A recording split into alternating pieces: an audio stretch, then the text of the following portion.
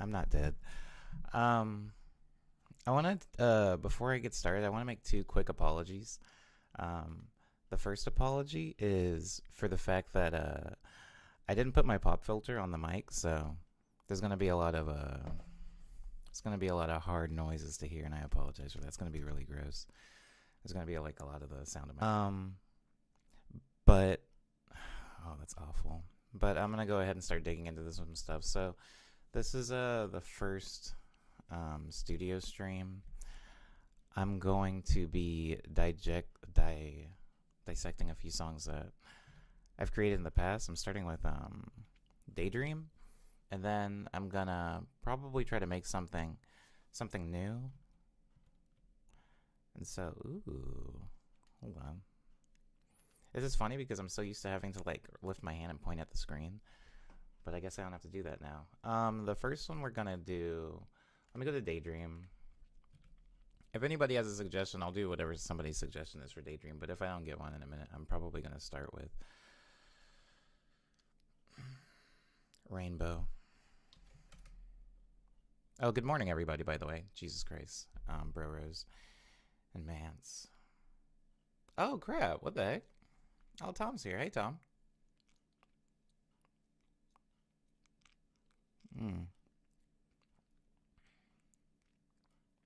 Oh, man. I'm going to start with... Oh, thank you for the shirt compliment, whoever just said that. I'm going to start with Rainbow. I'm going to start with Rainbow, and then if I see a suggestion, that'll be the first suggestion, or the second one I do. Somebody says, do I plan on doing Venom today? No. I mean, I didn't. Hold on, there's like an echo thing happening. No, I didn't plan on doing Venomade today, but I can, if that's something you want. I don't know how well that track's gonna open, but it's worth a shot. It's worth a shot. Anyways, okay, so this track right here is Rainbow EP or mixtape, whatever I called it at the time. It's definitely not an album, that's for sure. And it's gonna start with Rhodes.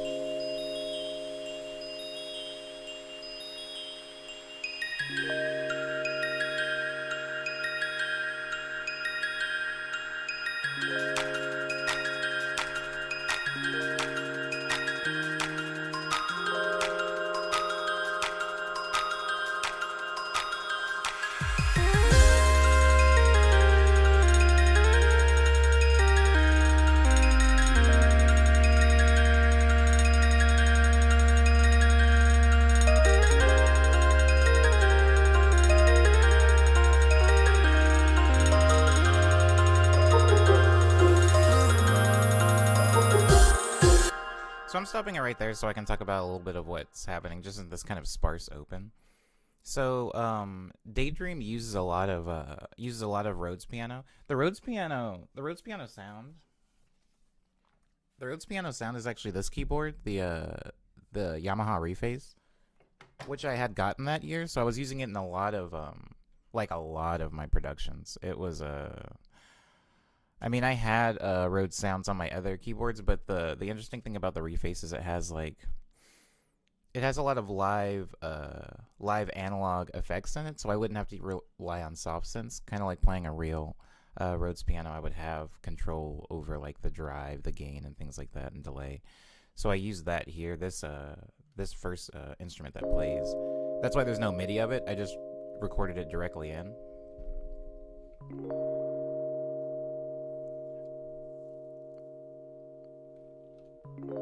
Oh, thanks, Cyber. Yeah, I don't know how I ended up getting the connection to work, but it did. So some of you I've talked about, or some of you I've talked to about not feeling very comfortable with waves. Like basically this sound wave being this kind of big. This big. This sound wave being this really big chunk of just sound. You can't really see anything. Working in DAWs, I got so accustomed to working with MIDI. I'm gonna find some. A lot of you already know what MIDI is, but for some of you, if I have notes that are being played in a song, I can usually pull up the MIDI information, like right here, and it'll show me in relation, like there's a big piano on the side, and I can see the notes that I was hitting for these chords or these. I'll just play this so you can actually hear what I'm talking about, so you can get a live.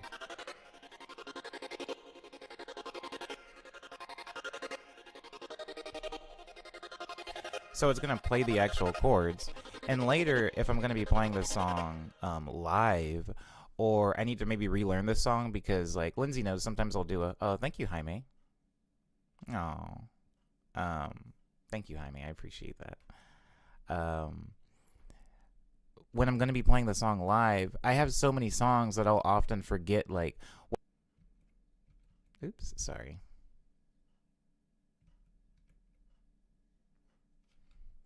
Having the MIDI there is pretty important for being able to reference a track later or be able to come back and play a track because it's a very visual representation. And even though I learn a lot of my songs, even though I learn a lot of other people's songs and play a lot of my songs by ear, sometimes it's hard to bring up that stuff later. So I trust MIDI. I like being able to kind of open up a project and look at the stuff that I'm seeing on the screen right now. This helps. This helps me. And so when I play stuff in completely live, and I feel like it represents a mystery to me, I guess. So I don't often like working with waves, and this is something that I'm trying to reintroduce in my music. Reintroduce, like, not necessarily relying on MIDI all the time and not knowing every single note that's being played, which I'm going to explain further in a new track that nobody in this stream has heard yet. But for right now, that's the explanation of why this is a wave and there is no MIDI backing.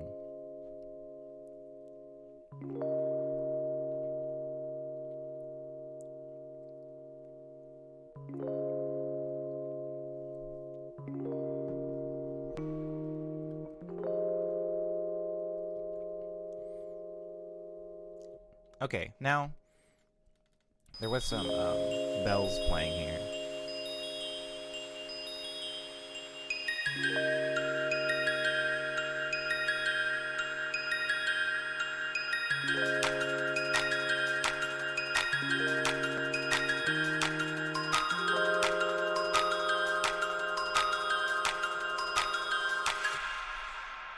Wow, there's a lot of reverb on that. So something that's also really important to me is layers.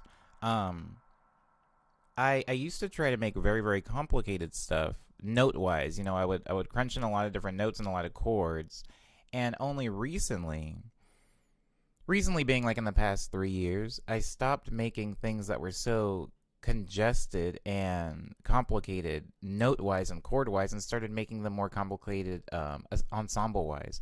So, for example, if you look at the notes that are being played here with this glockenspiel, it's really only 5 notes. And it's looping that. And I don't know if anybody's listening to this on headphones, but it is like panned slightly to the left. And then I have those same exact notes being played in a xylophone. And again, it's the same 5 notes, but it offers a different timbre. Like, it doesn't always have to be harmony. You can use timbre to make complex ensembles. A combination of these two, when you're listening to the song back, it kind of just sounds like it is one sound. A trained ear or somebody that dissects music regularly will hear that 2 instruments are being played right now. But you can make instruments out of combining several instruments, and this is something that maybe it took me a little bit too long to learn. I would always kind of make a flute section or a flute line, and then I would kind of just leave it as a flute line. Now, when I have a flute line, it's like I'm adding English horns, I'm adding clarinets, I'm adding oboes, and adding bassoons to it.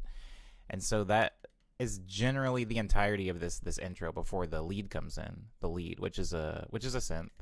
I'm gonna pull up the MIDI here so you guys can kind of have context of what the notes are and how they're being played.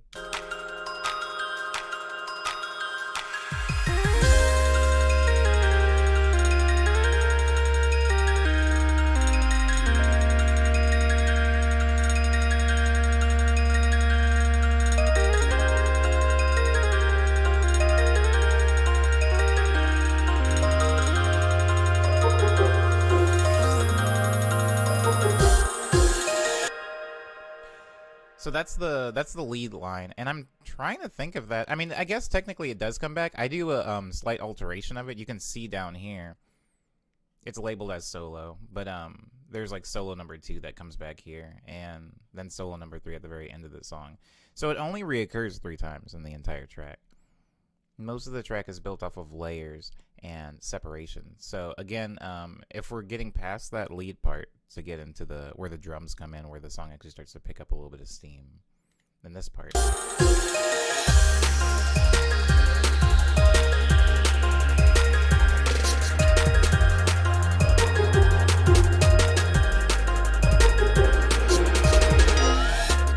Thank you, Tom.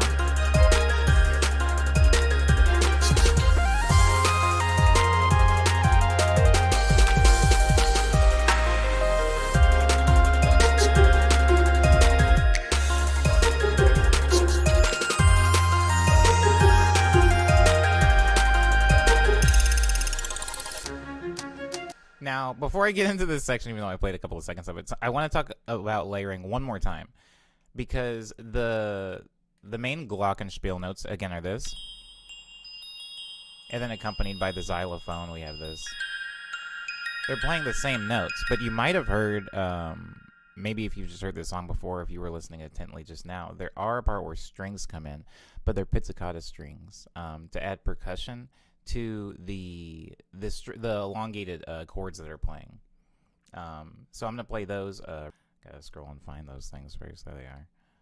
So they're hitting the same notes, but they're ending on a chord. I'm gonna play them without the glockenspiel and the xylophone, so you can hear what they're doing. When I'm making kind of complicated ensembles and I'm doing a lot of layering, something that you can do is once you have kind of like a complex, like think of it like a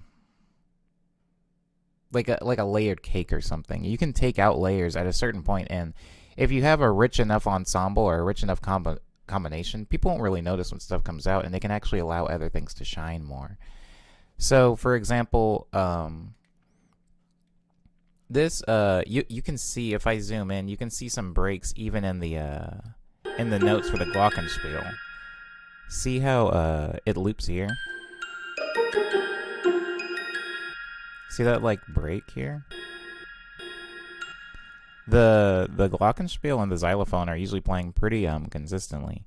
I have it break out there for a very specific reason. Good morning, Ava.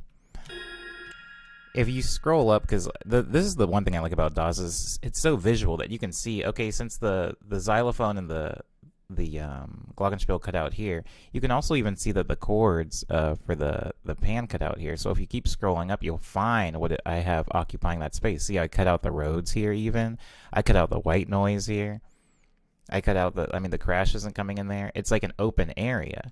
And so if you unmute it, the snare is hitting as a snare does on the 2 and the 4. I'll add the kick to give it a little bit more context. So the snare is hitting on the 2s and 4s, and if you like scroll around, you can see where the snare has broken this pattern quite a few times. If I just hit the snare, if I hit the snare on the 2s and 4s, like right here, you can see where it'll break.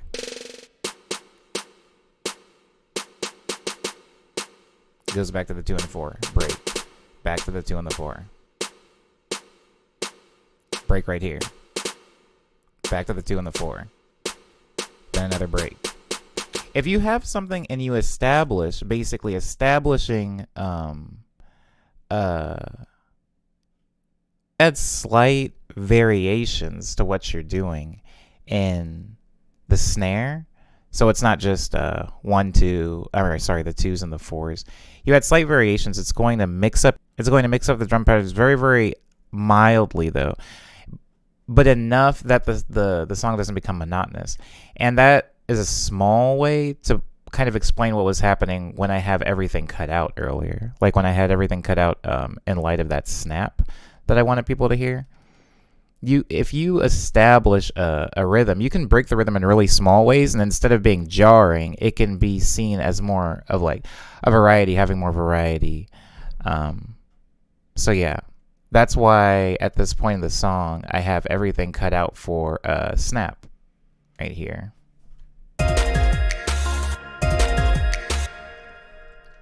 It's a very, very mild thing. It's very mild. But the part of the song that I probably had more fun creating is the bridge of it. So I'm gonna go to the bridge really quick. Unfortunately, I don't have the MIDI for the bridge, so it's not as fun. It's not as fun to show you guys because it's just going to be a sound wave. But this is the bridge. It's twofold. And by twofold, I mean there are two basic parts of it, especially at the beginning. First part is going to be the pizzicato strings, and I'll play those really quick.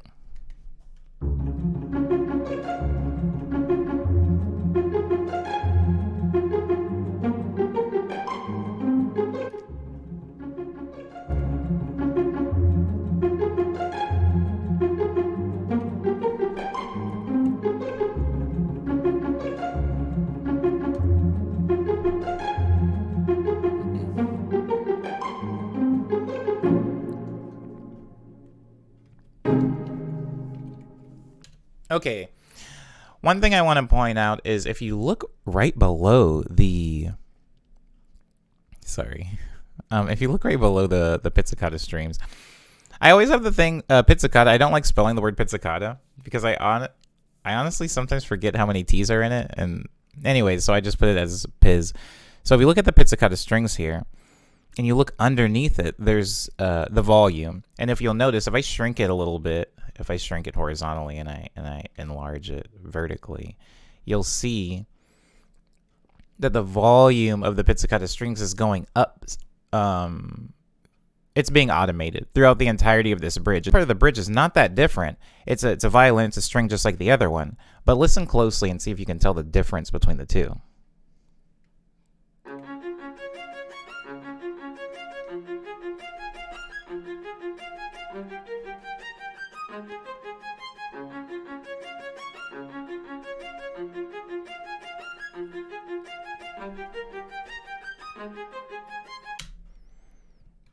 Again, these are the same instrument. Oh, thanks, Skirt. Dang, sorry. I know it's rocky, guys. This is the first one in the OBS. I appreciate everybody for being patient with me. But they're the same instrument essentially. I mean, the same grouping of instruments. They're both strings, but the violin up top that I just showed you guys is being played. It's being like it's being played. It's not being plucked. Think of a violin when being strummed, plucked, or played. Think of them as the same instrument, but a different shape. Because sonically, they will create a different shape. Plucking something is more of a percussive shape where you have, like, you know, plosives and everything up front. So having those two things play side by side simultaneously is it's like a good timbre mix. Having the two things play like that.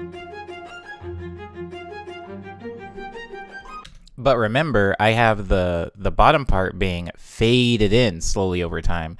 So it slowly morphs the sound. You know, take two sounds, even if they're not particularly musical sounds, right? Like if you take the sound of a car horn and then the sound of somebody walking. Those sounds together can create something. You can create something with those two sounds, one being very percussive, you know, the sounds of feet on pavement. You know, and somebody honking a horn or something like that. You can create a variety of different sounds with those two things, but it's more, what's the word? It's more diverse and it's more colorful to, instead of thinking it as like a binary thing, like sound A, sound B, or sound AB.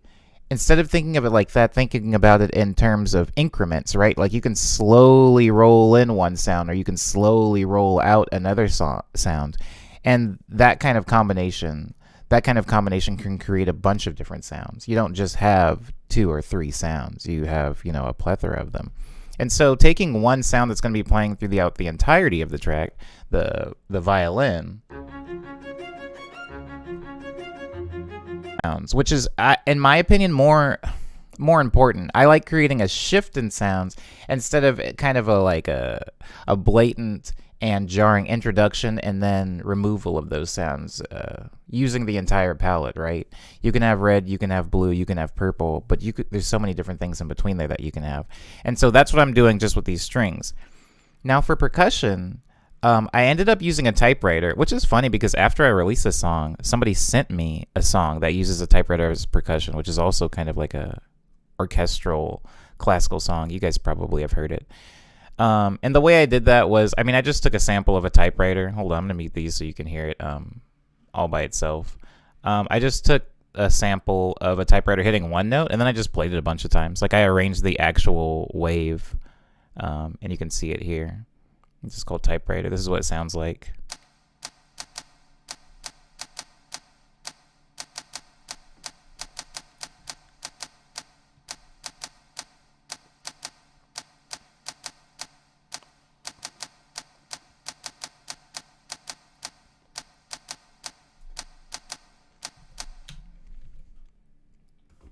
Yeah, so you can hear the pattern that it was being played at, kind of an erratic pattern, especially without the strings there to give it like body and give it context.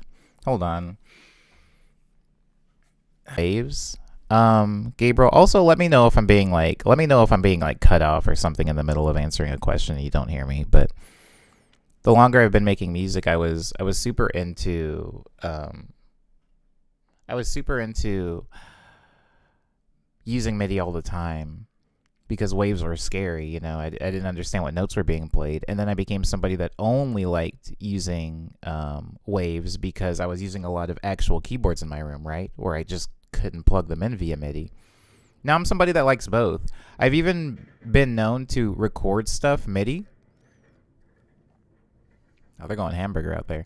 I've even been known to record stuff, record stuff in a wave, like live record audio in, and then go back with a MIDI controller and then record the MIDI just so that I have the context of the notes, but I also have the sound file, the sound wave, where I can see what's happening. I think both are very important no matter what instrument you're using.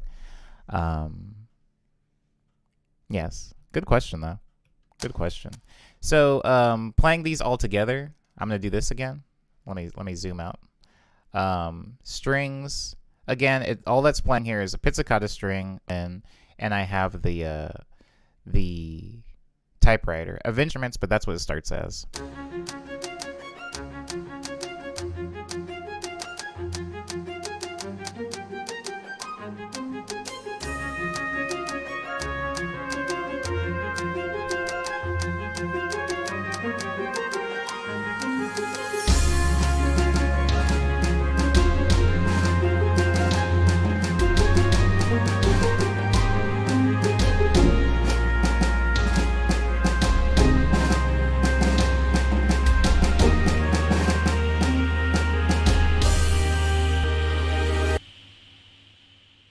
Okay, so there's a lot here. First things first, I want to talk about that trumpet that comes in. This one.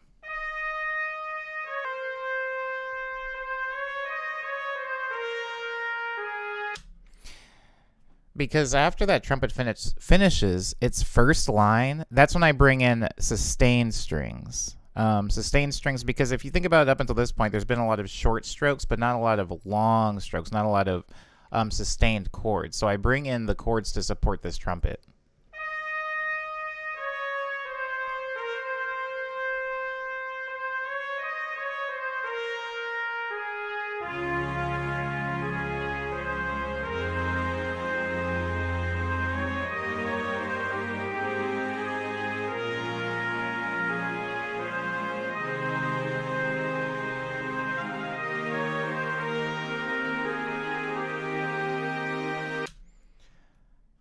Second. Lindsay says, I hope this isn't a stupid question, and I've asked you something similar, but how record stuff when you use Wave? I know you can use any old microphone, but what about background noise? No, I plug directly in. I have an interface. So if you're somebody that has a DAW or you make music on your computer, you're trying to record in live stuff, ideal to have an interface. They can be as cheap as like $100, $120, and then they can go up as high as like a few thousand. But yeah, that's what I used to record all my stuff so I don't get any background noise in. Unless I'm recording vocals, which, you know, I can get some background noise. The stream, like, crapped out when I was answering Gabriel's question. I'm going to answer it one more time. I don't see violin as a different sound. I mean, I do see violin as a different sound, but when you're saying, am I a person who strictly opposes MIDI stuff? Absolutely not. No matter what instrument I'm using, even drums, I actually like having MIDI there. Not solely or not only, but if I can have MIDI there, I would prefer to have it over just, you know, looking at a bunch of waves swimming in a sea of black. Just helps me for context. One would argue that maybe it's a crutch, but, you know, crutches exist. Okay, so when this thing starts building up, I want to talk about some of the elements that I'm adding in the late part of the bridge. So remember, in the first part of the bridge, the only percussion that we have is a typewriter.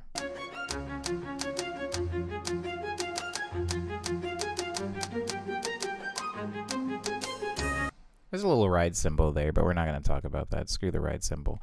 What we're going to talk about is how eventually, in tandem with the typewriter, I add in a marching snare.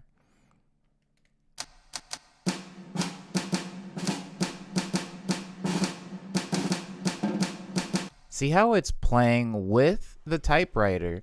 It's hitting all the same notes that the typewriter hits, but it's adding accents in between. The typewriter never hits outside of the marching snare. So the marching snare, again, is supporting the typewriter, but it's also adding some like grace notes and stuff like that in between. I know grace notes aren't the technical term for what this drum's doing. I know. That's just what I call it.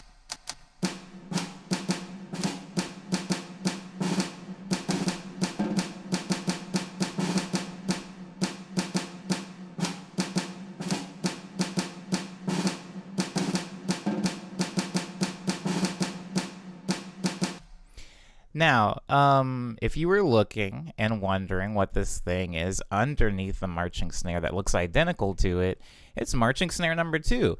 Now, if I zoom in real close, oh, I have a magnifying glass for this. If I zoom in real close, you'll notice something. These are the same wave file. Essentially, they are different, but it's the same pattern that's being played. But if you'll notice, they're being played slightly out of sync. You know, one note, this one's hitting, sorry, I keep pointing at the stream because I'm used to doing it on my cell phone. You'll notice this snare is hitting just slightly before this snare. If you have two things that are happening at the same exact time sonically, it can cause this phasing thing, right? Think of it as like, two things canceling each other out. Sometimes they can phase each other out, and it creates this really weird sonic thing that you don't really want to happen. If it happens, it happens, but it's not ideal. But if you push those things slightly out of sync, it can create more of like a chorus effect. You can create delay this way. You can create a type of reverb this way. There's a lot of effects that happen naturally in the world because of acoustics and how sound bounces off of walls that you can create simply by copy and pasting one sound a bunch of times and then slightly moving them out of sync. Delay and reverb and chorus are kind of the big two, I guess, or the big three that you can create that way. But if I do this with snares, it creates this chorus effect where it sounds like there are several drummers. It's very, very subtle, but it's something that I was trying to engineer in these. I'm seeing the chat, Dar. Sorry. It's something that I was trying to engineer in this percussive part, just very subtly. Again, I wanted it to sound like there was a very, very tiny marching band playing in tandem with the typewriter.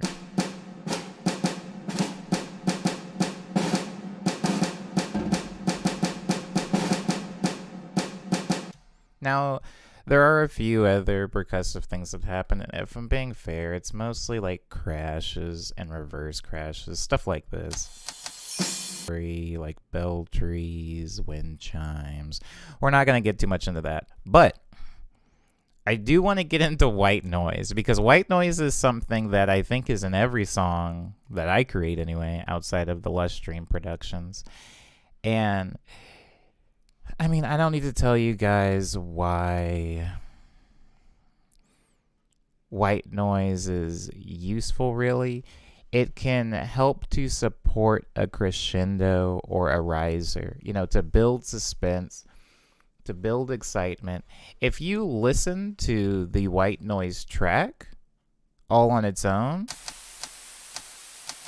sorry, without the typewriter. If you listen to it, it's doing stuff like this in the background of the track.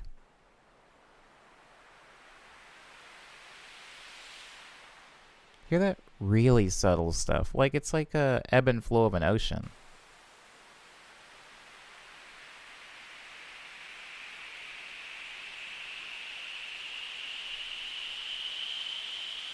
It's so subtle and it's so quiet that I would hazard to say most people that have listened to this song haven't even heard it. They haven't heard the white noise in the song, and that's fine. It's there to add a subtle shift in mood. Think about a movie. If you're watching a movie, sometimes there will be lighting changes. Sometimes there will be changes in the score. Sometimes there will be changes in how cuts are, or how things are shot, what angle they're shot from. And it is subliminally like affecting the way you are perceiving the information you're seeing. You can look at a movie where no one's even said anything. There's been no dialogue. They haven't shown a monster. It might only be the opening credits, and you can tell just from the opening credits, oh, this might be a scary movie.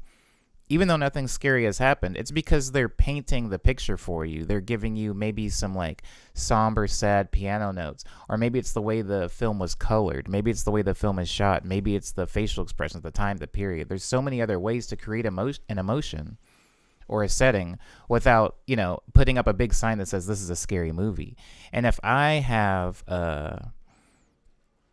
want to build excitement in a track, I could have like some loud person yelling like 1, 2, 3, jump. I could do like something like that. But at the same time, you can create and get that same effect in a much subtler way that isn't as jarring, just by having like some white noise in the back, creating a rise of action, having not only one snare playing, but having a second snare come in and play kind of alongside it. This builds up the excitement. This builds up to a climax. Even if the audience or the person listening to it isn't exactly aware of what that is, what's happening, they can at some level of them, whether it's subconscious or it's even physical, can feel that the song is changing or something is growing or expanding.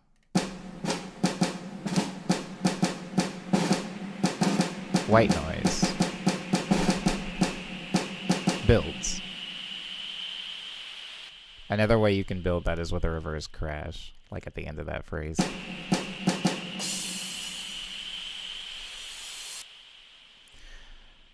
It's something that I did a lot. I did a lot in Daydream. I still do it a lot now. My ensembles have gotten a little bit smaller, especially with Lush Dream. But I'm still not done talking about this bridge, because a few more things happen in this bridge that are kind of important. I'm going to play it from the beginning so you can hear some of those things.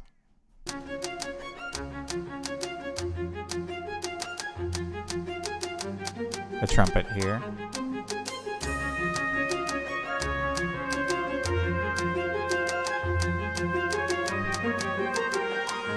Chords.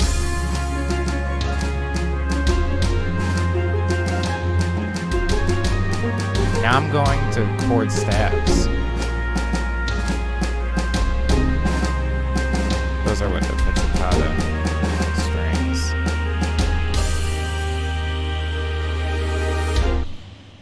Now this part right here, this is I mean, they're also strings, but they're being played tremolo. Oh my god. Okay. So looking at this is giving a migraine. So these are tremolo strings. by themselves. Now, a tremolo string is just a violin plate, like with some vibrato on it. I'm not gonna talk about what the actual technical difference between tremolo and vibrato is. I'm not. I promise I won't. But this is another way to add a riser. There's a lot of things I use as risers, right? I can use a snare roll. I can use white noise. Right here, though, I'm using tremolo strings. And how you can tell I'm using it as a riser is you can hear how it slowly is being faded in by this this automation down here, right? If I take this and I have the volume where it's always high, the volume doesn't change. If I add the automation, it slowly rolls in. And so I have it rolling in. What is it rising to, right? Because you notice it rises, and there's silence right there. All you have to do is scroll and find it. See, here's the wave. It scrolls in, it rolls into a staccato string, like this.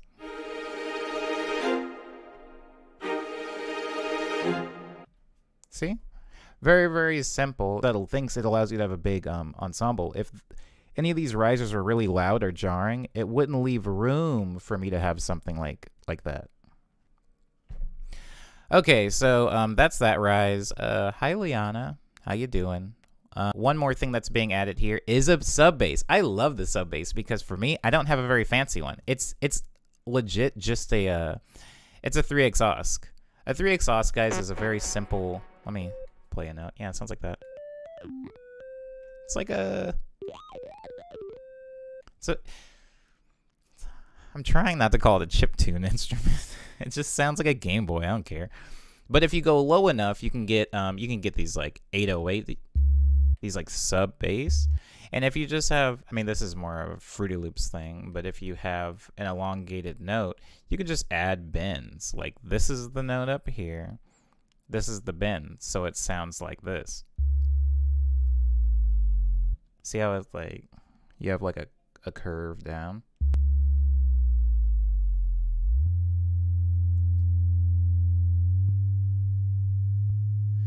It like bends the note. But if we add that to this weird tremolo string thing, listen. See that just, it adds. Again, subtle. We're going subtle for all of the layers. The sub, you can't maybe even hear it, or it's not even something that you're focusing on when you hear this song.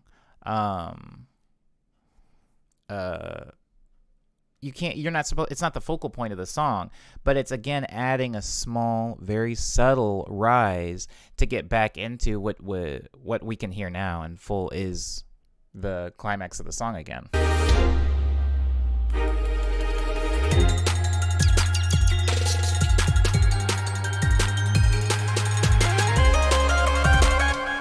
However, this is something that's very important. Listen to that pizzicato pattern one more time.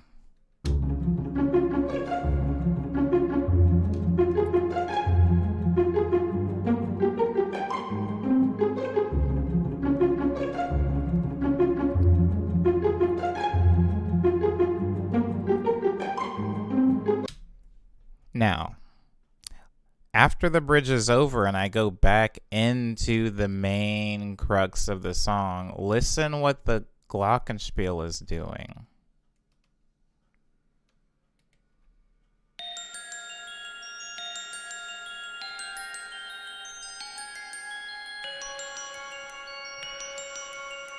It's hitting the same thing. It's hitting the same notes. Now, if we go back to the intro of the song, or like the guts of the song, here.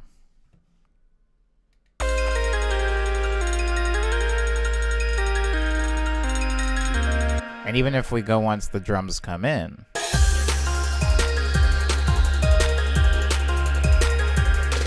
something I want to draw attention to again is the pizzicato and the glockenspiel. These are the notes.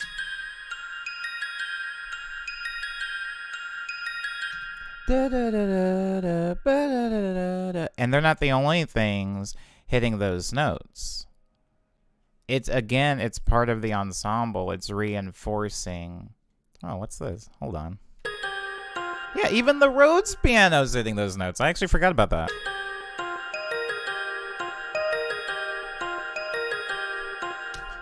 But what I want to draw to your guys' attention is, again, after the bridge, where we only have the violin and the pizzicata, and they're whiling out on these notes, which are way different.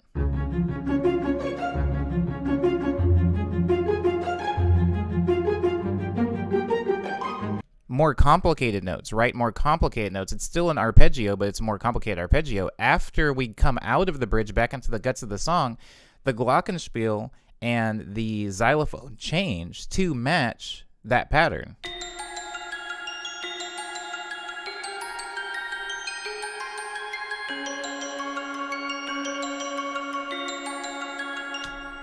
It's a very subtle change, and if you're not paying specific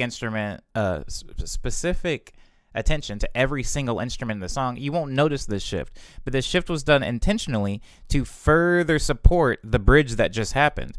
And another thing happens. Another thing happens here. Listen to what the trumpet does in the bridge when it's being when it's supported by the glockenspiel. The pizzicata string and the violin.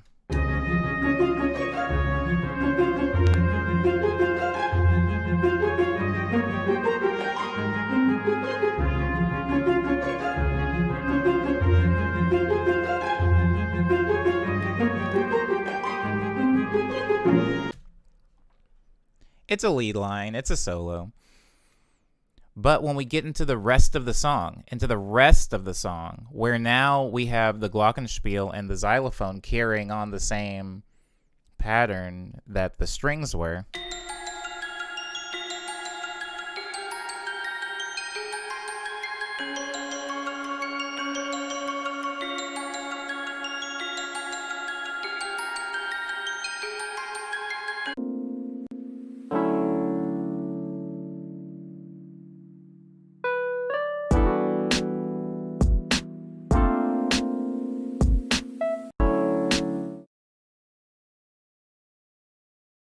I don't know what happened. Sorry. Anyways, for whoever is still left in the stream, my bad, everybody. I can't see when it completely cuts out.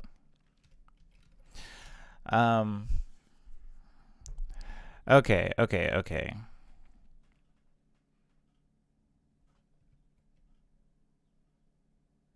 Weird. All right. Anyways, sorry. I was basically talking about how a lot of the things that are happening in the bridge get echoed in the end of the song. Once we finish out through the lead and the trumpet right here.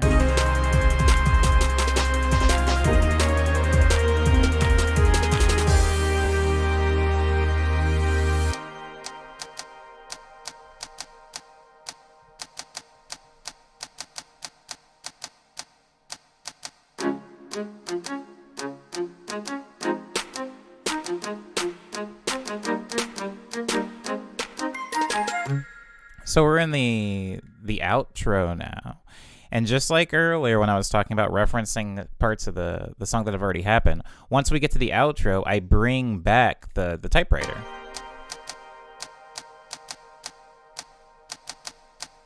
We have our typewriter percussion back. Now there's a different string pattern to play off of it.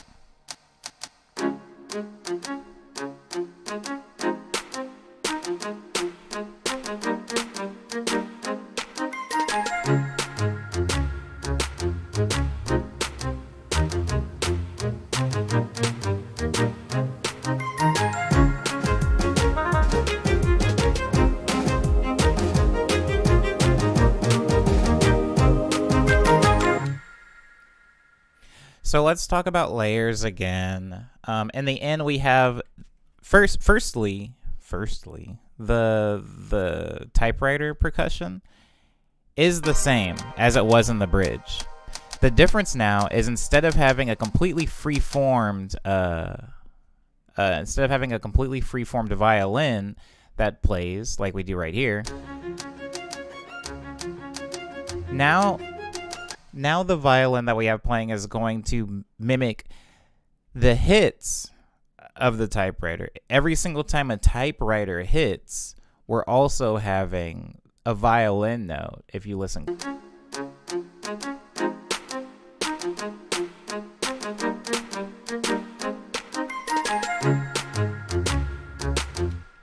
they're in sync. Now, since I was talking about layers, what's the second layer that comes in? Well, it's a cello. Because why not? We have our violin, same thing. Oh, wait, never mind. The cello does come in later, but the first thing that comes in is the double bass, playing essentially the same thing.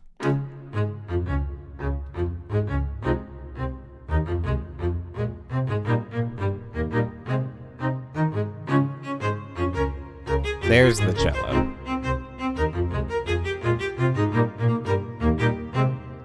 Well, I'm not going to talk about it.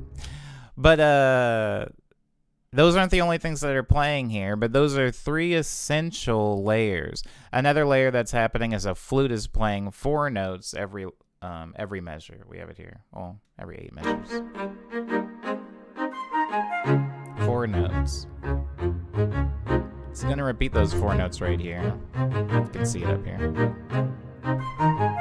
It's also being supported by a trumpet that plays, you guessed it, the same exact 4 notes.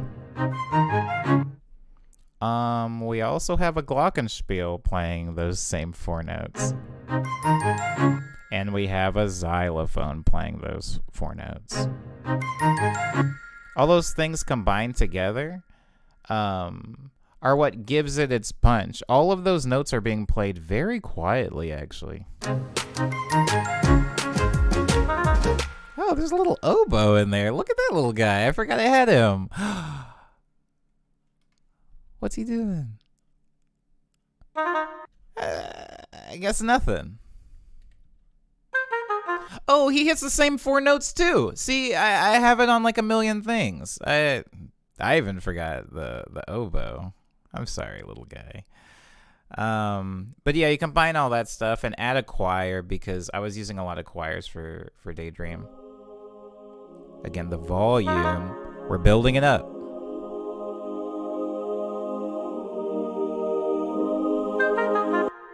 And then we're cutting it out hard because we want to have a solo for the double bass. Let you hear what that sounds like really quick.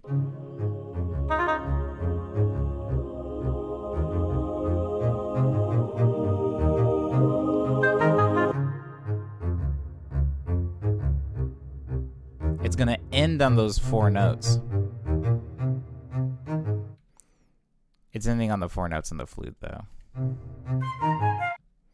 But I also have it on the little trumpet. And I have it on the glockenspiel. And I have it on the xylophone. And I have it on the cello. Do I have it on anything else? Oh, that's it. The oboe didn't come back at the end. I wonder why I didn't do that. I probably forgot it was there. Okay. Commended me your Nyancat, says Dar. I don't know why I did that. It's a very, very old remix. It's a very old remix. Anywho, that was it. We broke down the entirety of Rainbow, which is a song I honestly very rarely think about. The only part of this song I ever really think about is this bit.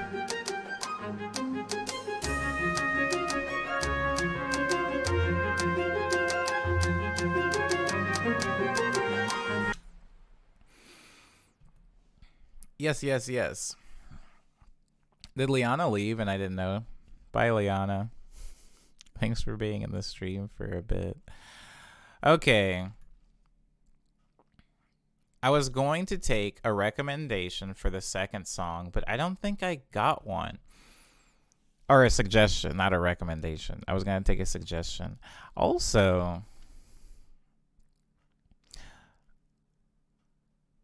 I remember somebody in the stream yesterday or 2 days ago asking me if I ever have sampled my own work in a song or sampled another song to make a song.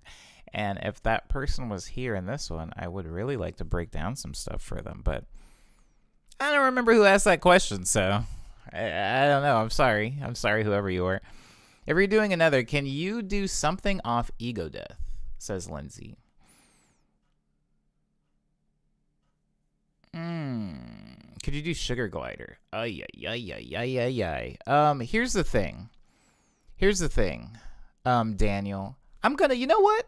No, hold on a second. Daniel, because the Sugar Glider's probably not gonna open. Hold on. I'm gonna go to Nice Dream. Daniel, when I made Nice Dream,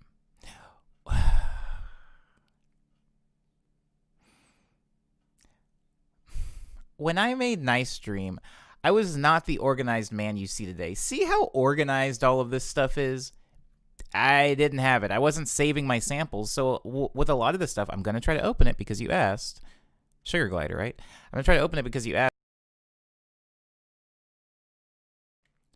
Sorry, my mic's going to get really quiet again for a second. With a lot of these tracks, or with a lot of these songs, they're not going to open. They're not going to open properly because a lot of... Oh my god.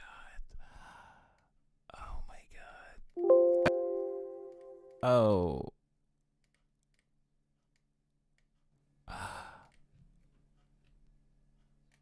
Oh my god. Yeah, see. Okay, so I don't know if you saw that window, but there was a lot of stuff that just showed up. Like a big error message that was like, hey, we're not going to open this track or this track or this track or this track. Also, we can't find this track. Also, what year is it? So a lot of this isn't going to load, but I will play what I can of it. And we can actually, I'm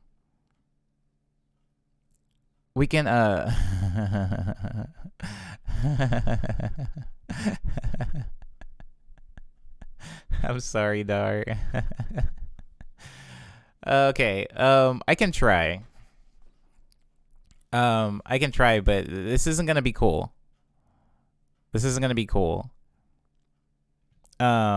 There's some things I won't load, but I'm gonna start playing it now.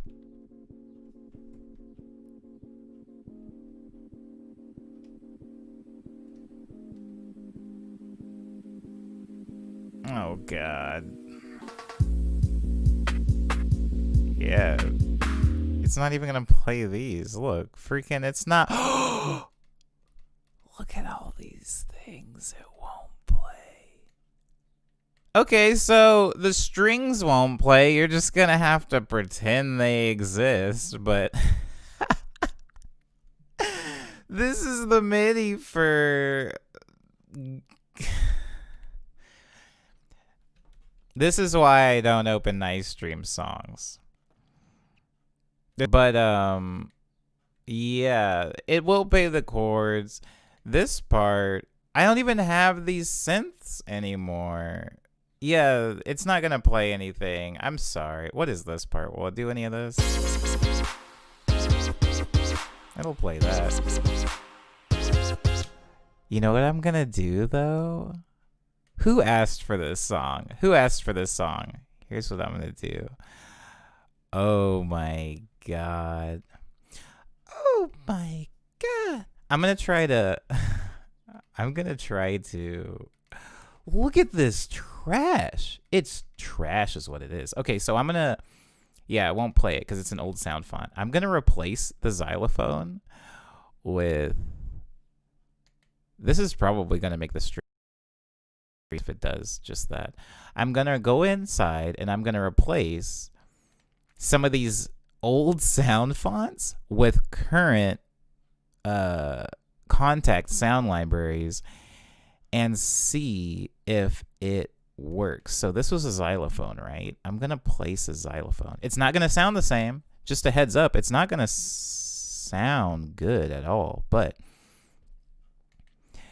you'll be able to at least have context, context, which, since you requested the song, I feel like I'd be a jerk if I didn't at least try to, make it sound. Hold on, what does that sound like?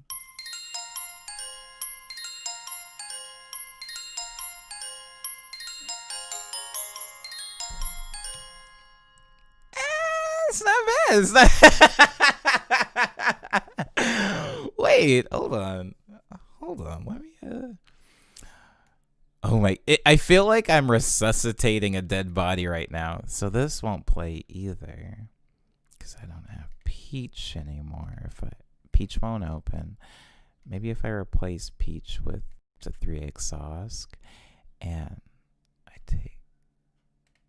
I mute 2 of the oscillators, and I pick a square.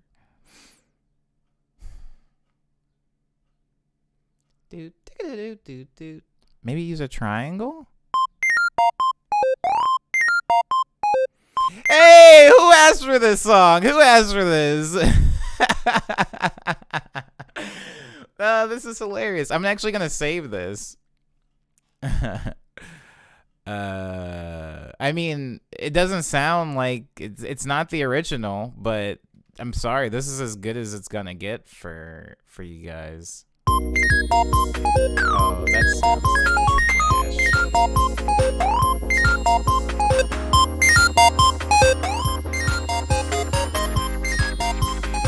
That's dang close. No samples.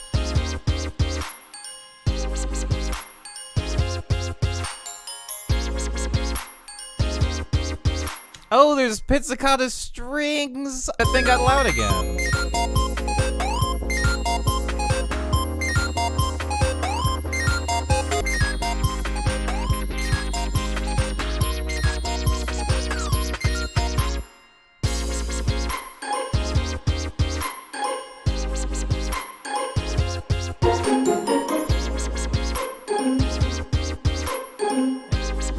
Hey, that's close.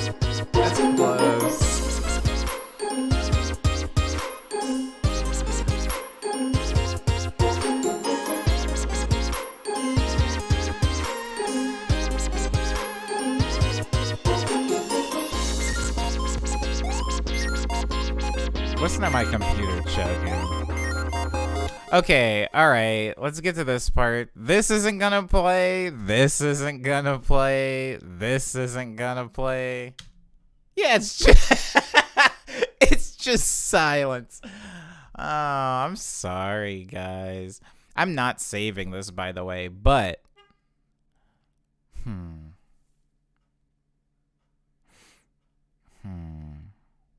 will the piano play? The piano still plays.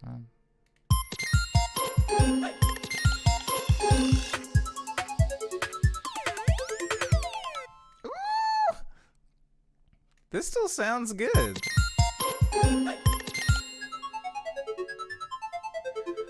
Oh, I'm not good at making music anymore. I think I might have peaked with Sugar Glider. Now I know why you asked for this. I switched to my computer, so hopefully the stream runs better for me. Hopefully it runs better for me, Daniel. Yeah, Tom, I'm surprised that this opened at all. We're still doing Sugar Glider. I mean, depends on what you think doing is. This is a nightmare is what this is. Hold on. I can't do it. Guys, I'm going to have to open like I would have to open like 6 to 12 new synths just to make this thing like play. I'm sorry. I'm sorry whoever asked for this. Also, it doesn't have all the dope samples in it. I'm going to open something from Ego Death because Lindsay asked for it.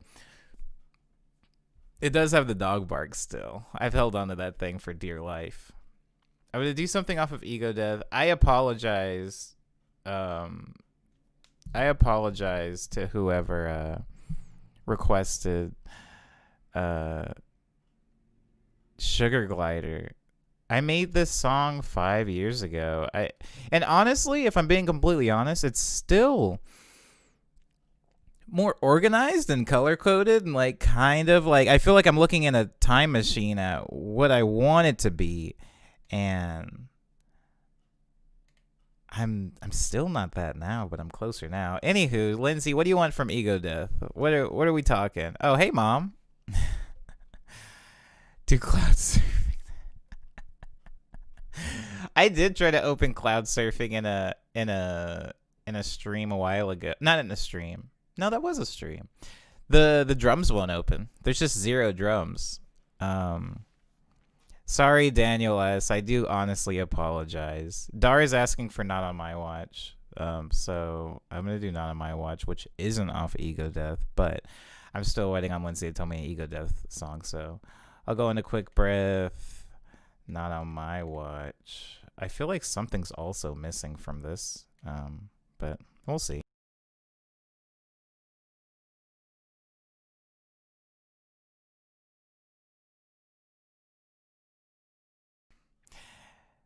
If if songs are loading, my vocals are really quiet. That's just how it works. And they become they only like play in one ear.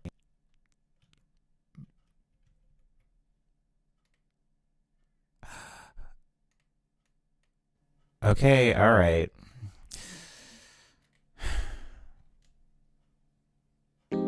This is still gonna play.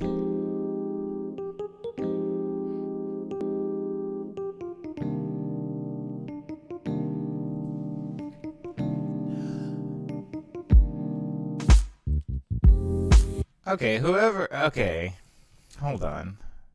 Who asked for this? This was Dar, right? It was Dar that asked for this. And Lindsay's asking for Vanilla. I'll do Vanilla after this.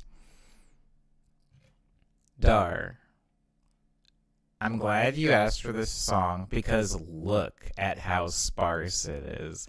This is gonna take me 5 minutes tops. Okay, first thing we have here is EP, which stands for electric piano. You've seen me play this live a million times, so you don't need to know what the notes look like.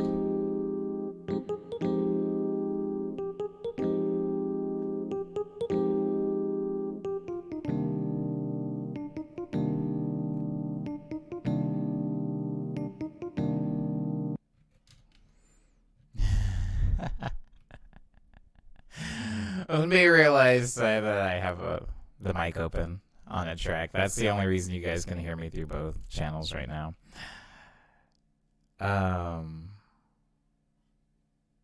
Oh, my bad. I fixed it. It's no longer doing that. Thank you for letting me know.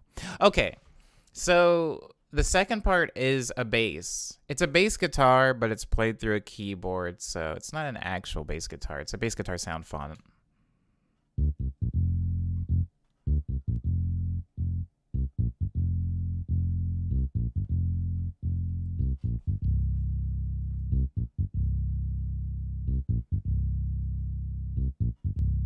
Very simple. Together.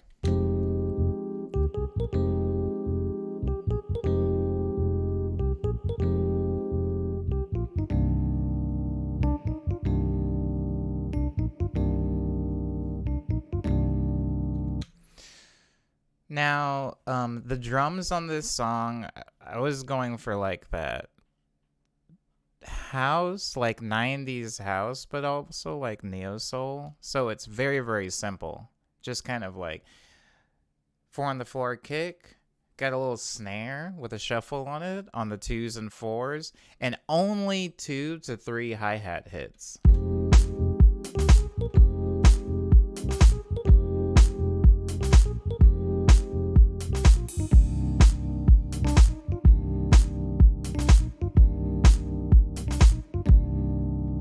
And that's it.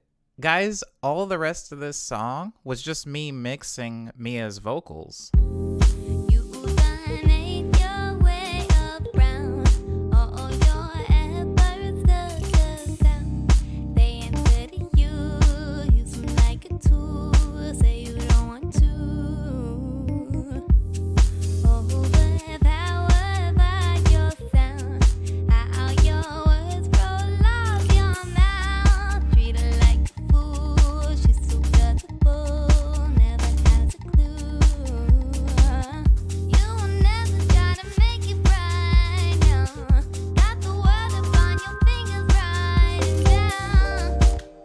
One thing really quick, there's an accent here.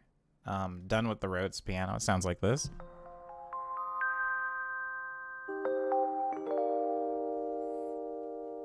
It's nothing. It's just an accent. It's played super high. Happens again here.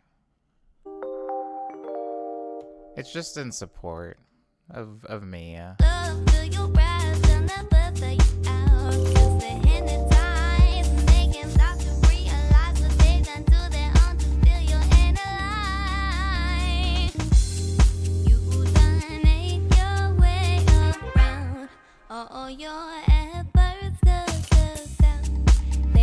That's a brass. It's brass staccato.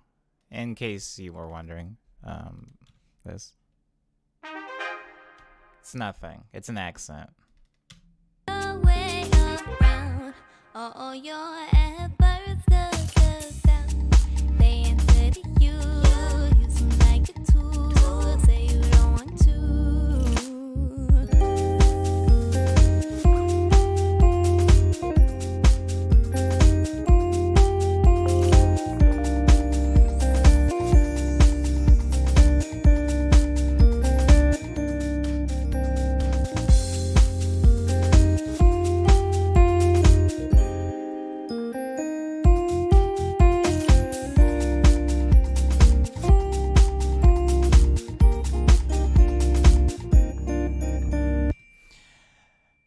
Now that guitar part, I'm not really going to spend much time talking about the guitar part because you can see the MIDI for it here. There's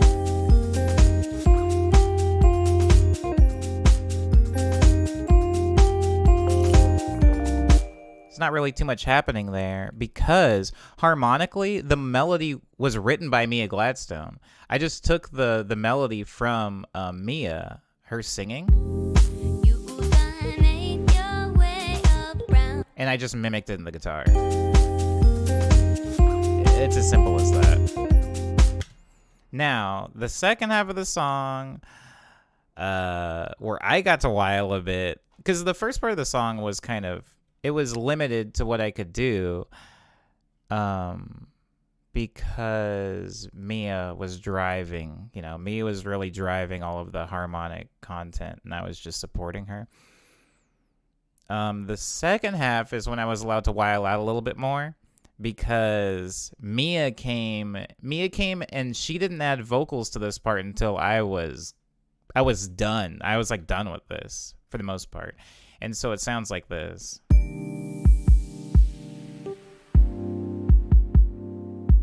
Very chill chords.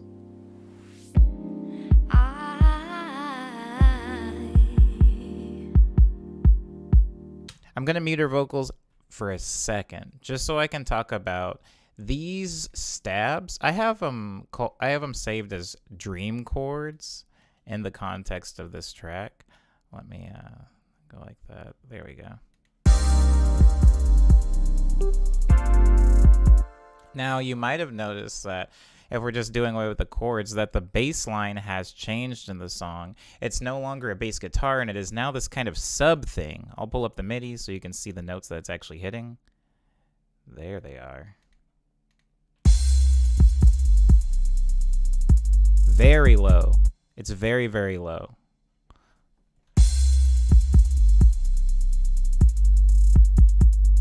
It's going to go high for like 2 seconds here, though.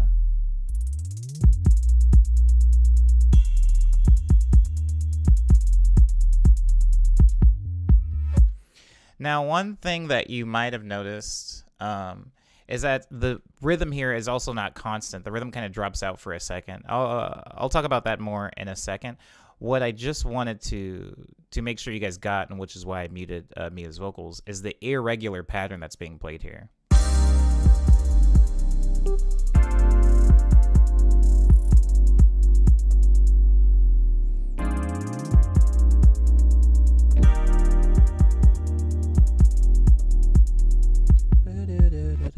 Okay, now I want to talk about pizzicato strings. Guys, I've been dying to talk about pizzicato strings and glockenspiel and xylophone. Goodbye, Enigma. Thank you for being in the stream. I appreciate you.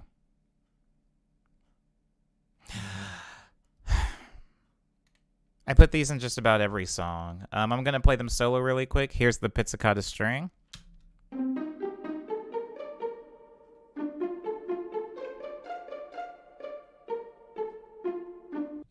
Same thing is being played with the glockenspiel.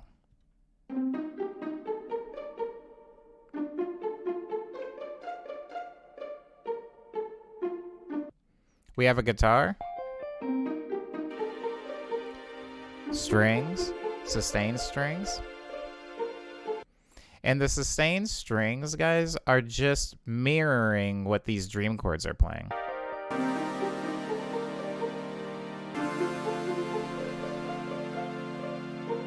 Throw a bass under that.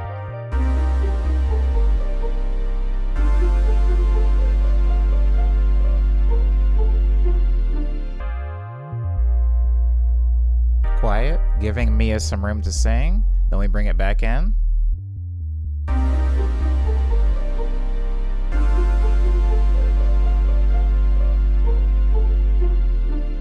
More room for Mia to sing.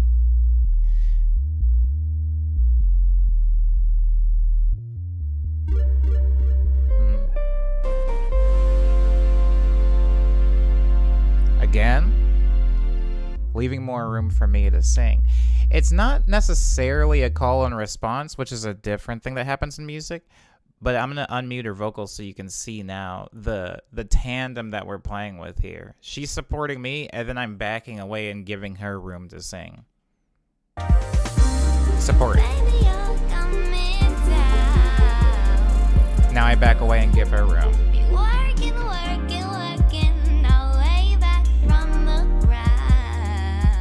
She comes back to support.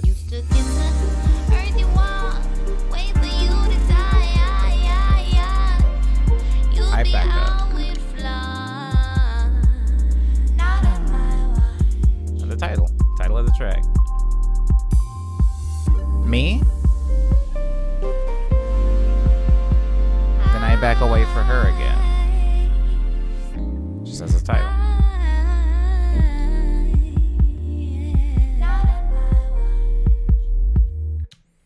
Who requested this song? Dar? Dar, thank you. This was fun to relive. Mostly because the track that I just did, the Daydream song, it's very, very complicated. You know, I was talking about a lot of subtle things because the ensemble is like 60 tracks plus.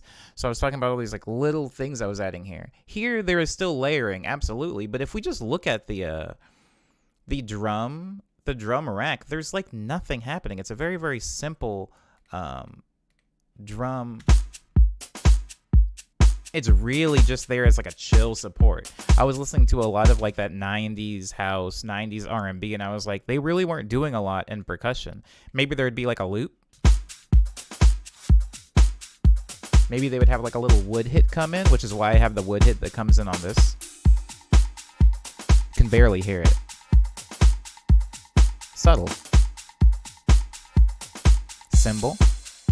Yeah. Very simple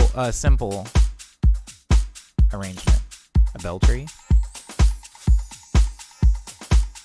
You know, when comparing that with Daydream drums, it's a cakewalk by comparison. If we're doing a song off of Ego Death, thank you again, Dar. If we're doing a song off of Ego Death, Lindsay requests Vanilla. I don't know if you guys can see this, but it says Vanilla and it says Vanilla MIDI Fighter. I wonder what that is. I didn't know that I had a MIDI Fighter version of it. I'm not going to open it.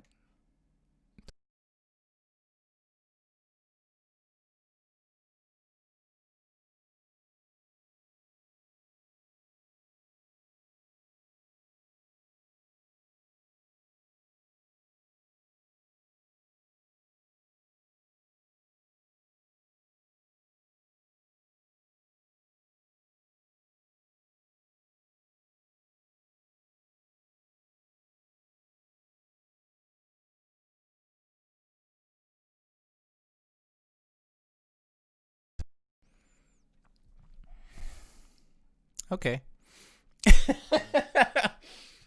I feel really bad having to do the waiting for everything to load live on stream, but I don't know what else to do other than like send you guys to a loading screen like I did at the very beginning of the stream. Hello, Cryptogenic, welcome. Simple's cymbal arrangement. It is a tongue twister, isn't it? Oh. Oh. No. No. Okay, okay. You guys can hear me. You guys can hear me. So yeah, my voice gets muted every time I switch between tracks. So, and you can see even like my voice is coming through Fruity Loops. I have to route my voice through Fruity Loops, but I'm not gonna bore you guys with details. This song is called Vanilla. I played it a few times in the stream, and this is actually gonna be fun. Oh, well, I guess they're all gonna be a little bit of fun. But it starts with an arpeggio, as many of the Daydream songs do. I mean, Ego Death songs.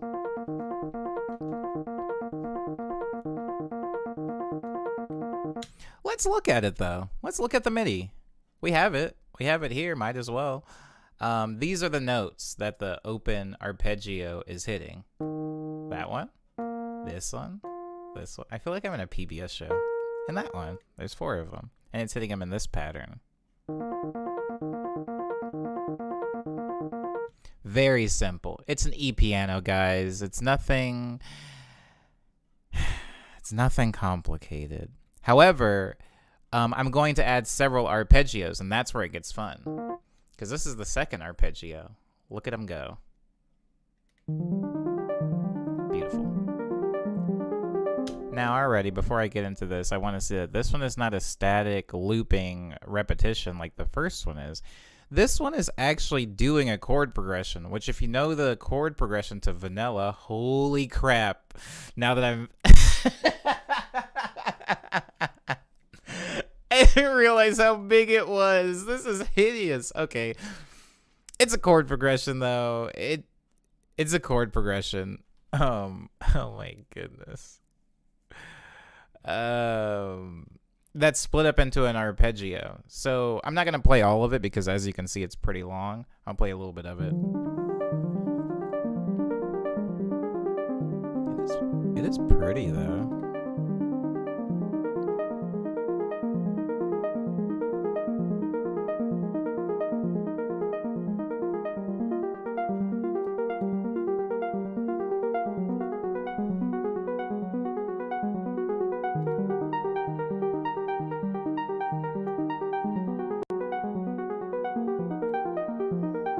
As you can see, it's all over the place.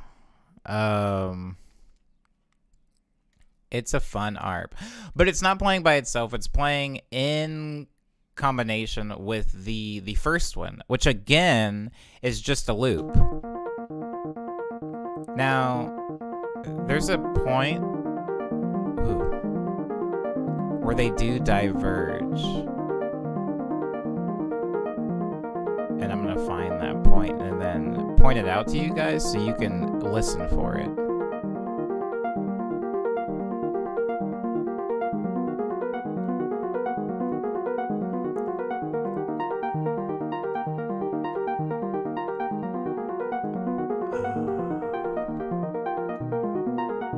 Wow. Lindsay, this song is good. I don't listen to my own music. Not after I'm done making it. But what I want to show you guys is right here. See how I have the Rhodes loop? And see how I have Rhodes loop high? This is something that I didn't start doing until this song. And I only started doing it because I learned some really weird thing through sound design. I'm sure you have seen or heard it.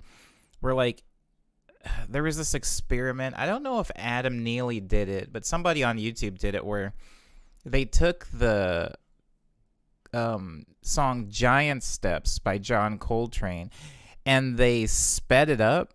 And they sped it up so fast, like so incredibly fast that it played itself. I know some of you guys in the chat understand what I just said. Some of you maybe not. Think about it like this. Think about if you took my face, the image, a JPEG of my face, and then you duplicated it 1,000,000 times in a grid, and you zoomed all the way out, and somehow the 1,000,000 small JPEGs of my face made one large JPEG of my face. Naturally, like you didn't have to reorganize anything. It's like this really weird phenomenon that happens. It was Adam Neely. I'm getting confirmation from Cryptogenic. Yes, thank you. So it's a thing that happens sonically. And I started thinking about that. Like if I take a pattern and I shrink it and speed it up and put it inside of itself, does it still make sense? So I took this Rhodes loop. Sorry. Booga-digga, booga-digga. And I took the same Rhodes loop and I sped it up so it plays it twice as fast. Now, look up in the top. It says 130 BPM, beats per minute, guys. That's what BPM stands for, 130 BPM. If we take 130 and we half it, it's 65 beats per minute. So what I'm going to do is I'm going to play the top one at 130. That's what it sounds like. And then I'm going to open up the second one, and I'm going to play it at 65 beats per minute, and it sounds like this. It's playing it higher, and it's playing it twice as fast, but it's playing the same notes. So if you take those two things and you combine them, I'm sorry, I'm going back up to 130. It sounds like this.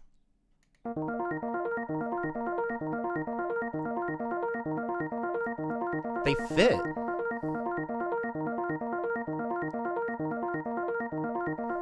They fit. They fold together. And it ended up being really pretty. Oh, heck yeah. Definitely, Tom. Work on some like weird Coltrane fractals in ARP form, because this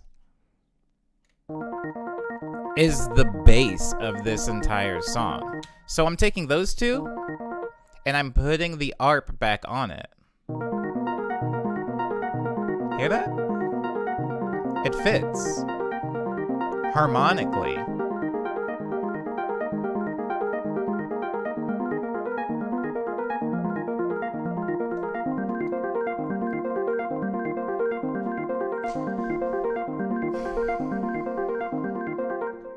Now, ARPs aren't as easy to read when people hear them. You're subliminally reading it. You're sonically, you can hear the chord. If I play an ARP, you know where the tonal center of the song is, even if you don't know music theory. But I can reinforce that with actual chords, which is what I did here. If you listen to this ARP, no, I'm going to play the chords by themselves. If you listen to these chords.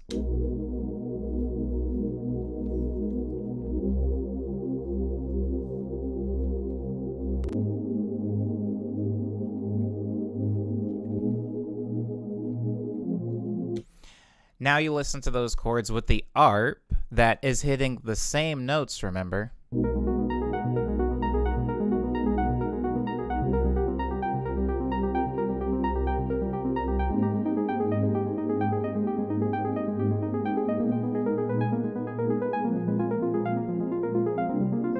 Same notes, so those things fit together. And then remember the ARPs that I have that fit together, they fold together. I have two things that are essentially like,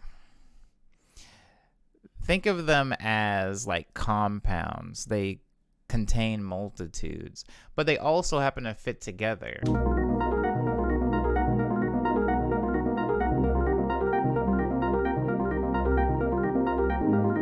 So on its head, if you're going to listen to this song and you're going to try to pull apart every single note you hear, it's going to be very difficult. And if you're trying to listen to and isolate different notes or chords, it might even sound like it's out of key.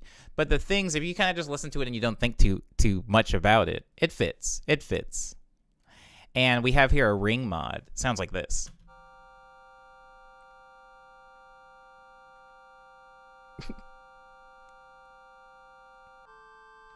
Probably should have started it on a different chord, but a ring mod, it's an FM synthesis thing. I'm not going to get into how I made that sound or what is required to do so, but these chords are going to be matching that first compound, you know, with the chords and the ARP.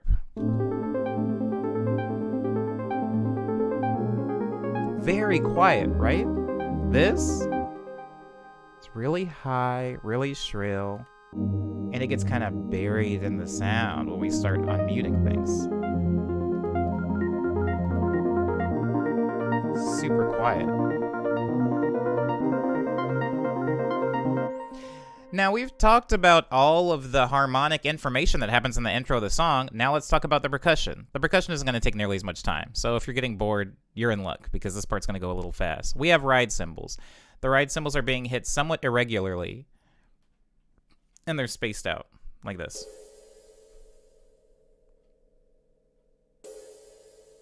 Very quiet. Very sparse. Very irregular. Kind of lazy. Some of the notes you'll even see are small.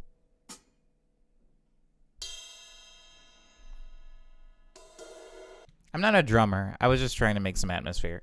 And then we have this block. Now, this part is a little bit more important because it's consistent. 2 and 4. Think of it like the snare from the last song.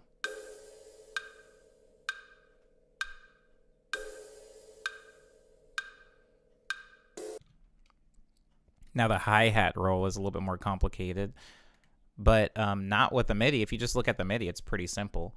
But if I pull this up, you'll see that the velocity of the notes is shifting. The velocity is the speed. I mean, you guys know velocity and speed. The velocity is the speed. I'm going to play it in its entirety in just a moment, Crypto. The velocity is the speed at which you're hitting something. So it's not the same as volume. Even I made that mistake early on in music production, thinking that volume and velocity were the same. The speed at which you hit something, it creates a different sound that might not necessarily be louder. It's just different. It's a different timbre. So I'm alternating the velocity of the hi-hat hits, so it gives it a more like human feel. Again, very quiet. And it's just setting a foundation or like a palette for these toms that come in. Tom number 1.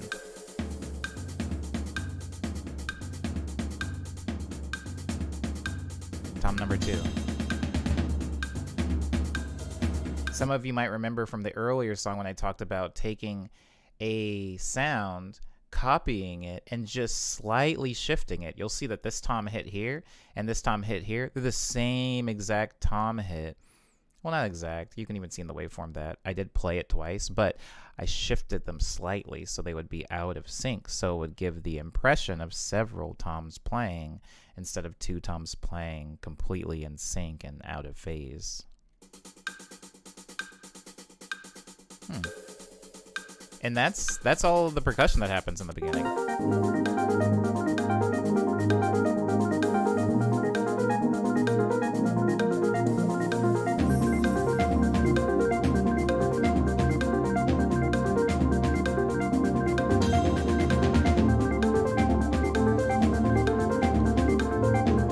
A funny story about these toms. I've talked about this in a stream a while ago. Some of you guys might have forgotten. I wrote these toms immediately after getting home from a Tennyson set. If you guys know the band Tennyson, as I went and saw them in Highland Park a while ago, while I was in the middle of writing this song. And I remember watching Tess, the drummer of Tennyson, play a specific song that she said she was playing for the first time.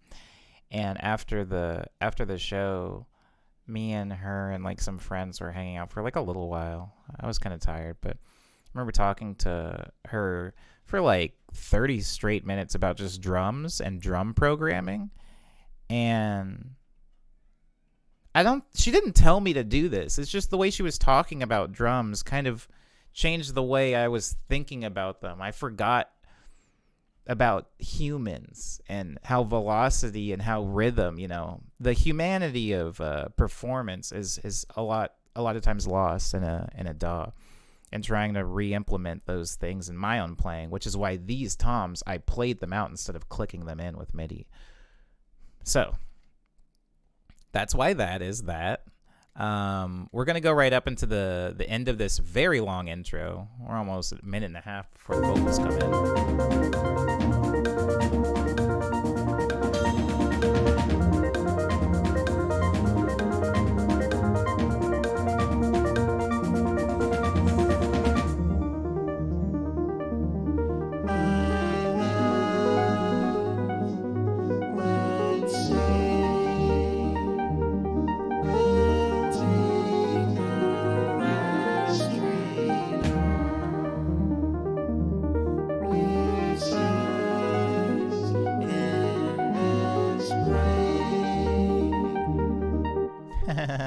Okay, so that's my voice.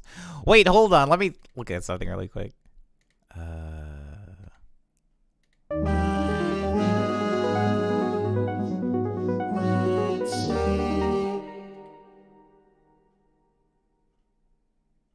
No, I don't want to do that. That'd be really fun. I mean, Enigma's set to do it, but Enigma's not here anymore, I don't think. Enigma's gone. So let me break down what's happening in the vocals here. Vocal layer 1, the blue one. My love. It's just my voice. Let's stay. It's my voice, but it's being hard locked with an auto-tune. These guys down here. My love. Those are the notes. Let's stay. We'll take the last train home. So that's the first layer. Again, the first layer is the blue one. Thanks, Lindsay. Ooh. Oh, it's a vanilla ice cream cone reference. Appreciate you, Lindsay. Lindsay likes this song. I play this song every time Lindsay comes into a stream. Usually on piano, though. So what's the second layer? For those of you that have heard the song or even just heard the bit really quick here, you know it's an octave. So it's my voice, but it's played up on a chipmunk octave. And it's even harder auto-tuned to make it sound inhuman. Now, that is called format shifting or formant shifting. The type of auto-tune that's happening for the higher one is formant shifting, which is different than what's happening to the bottom half. I can maybe get more in depth into that in a future stream, but unfortunately, I don't want to do it today in this one.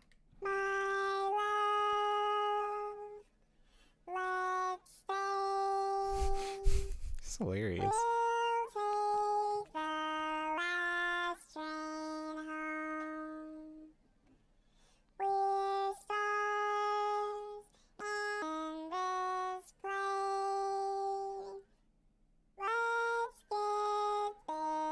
Oh, you know what, Umbe? I can give you the lyrics to it. Hold on. I'll give you live lyrics. My love, let's stay. My love, let's stay. We'll take the last train home. We're stars in this play. Let's get this standing on. As night turns to day, we haven't charged our phones. We'll buy 2 plain vanilla ice cream cones. And if it rains, we'll turn this rain to snow. And then we'll be vanilla ice cream cones. Wait, sorry, I just got Leanna's joke. Okay. So I ran through all of the vocals just now. Those are the only vocal. Wait, hold on. What's this? I forgot. There's vocoder in this song. Okay, so that's the vocoder.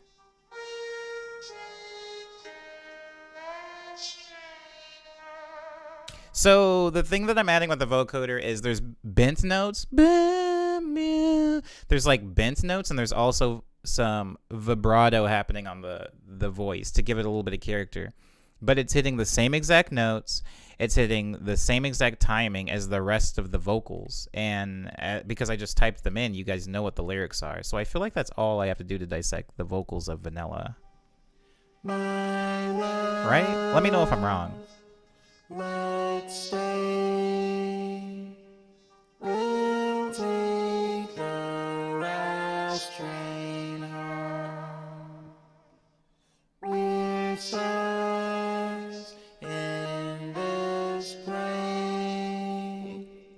Now, what's happening in the background of the vocals here? The background of the vocals is going to be the synth chords, some more basic versions of the synth chords that we introduced in the beginning of the song, that loop, along with its ARP.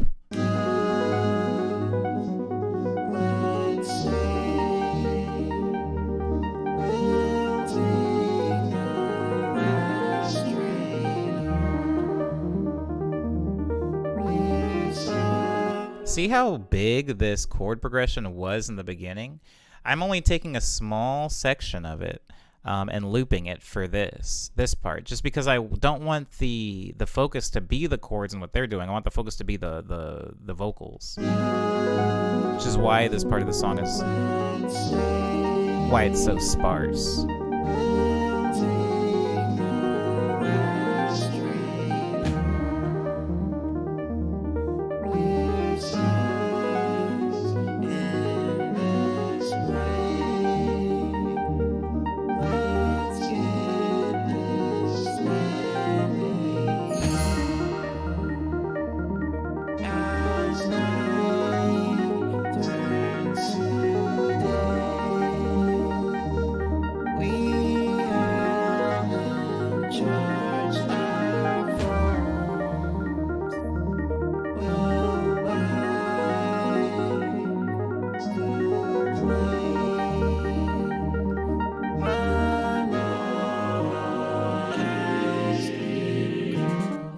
Now let's talk about what just happened there. Let's dissect it. There's a riser, as we always talk about risers and climax, right? A riser doesn't have to be anything other than something that prepares for a climax. And you can prepare for a climax technically with quiet. Silence can be a riser, but here, the riser that I use is a choir movement that sounds like this.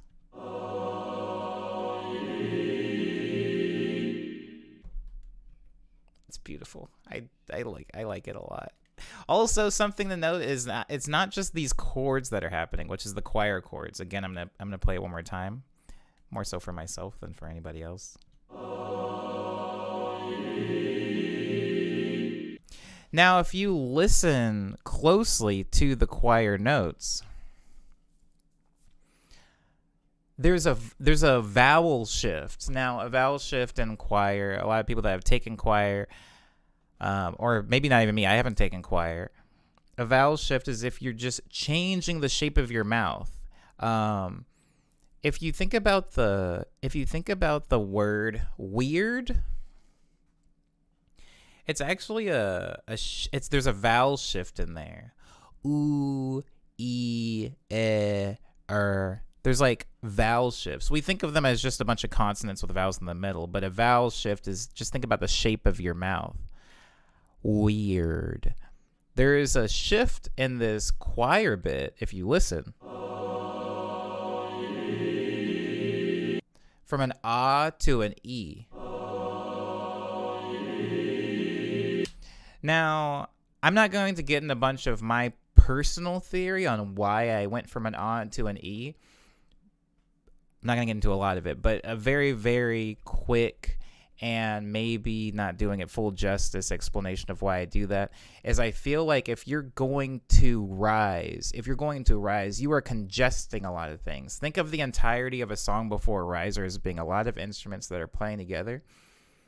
And then when you're trying to build to an apex, you're trying to build to a climax, you're taking a lot of those things and you're congesting them, right? Snares that were just playing on the 2 and the 4s are suddenly playing faster, like a drum roll, rising to something.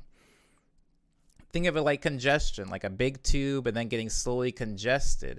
If you have a water hose in front of or you have a water hose in your hand and you're trying to add pressure and make it shoot out the other end in a more climactic way, you're going to congest the hole. You make a smaller hole. If you think about your vocal cords in your mouth from an ah to an e, it's a smaller ah, e. There is a congestion happening there. That's why I went from into. It's a very subtle thing. It's a very, very small thing. I'm talking about like micromanaging risers at this point. But from an ah to an e is going to give you that congestion to build into a climax. But the climax here is a false climax. It's a false climax because I'm building into another vocal phrase. The only difference is now I've added more drums. So listen really closely. One vocal phrase.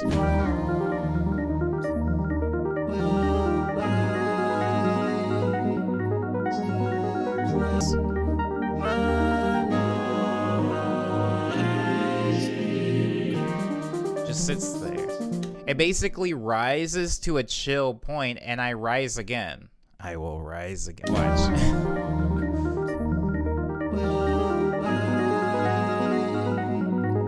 I'm gonna count them with you.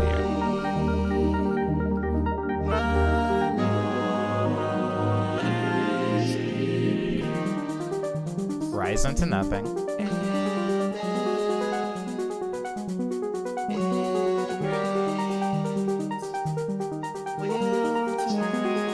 I'm gonna add the toms here.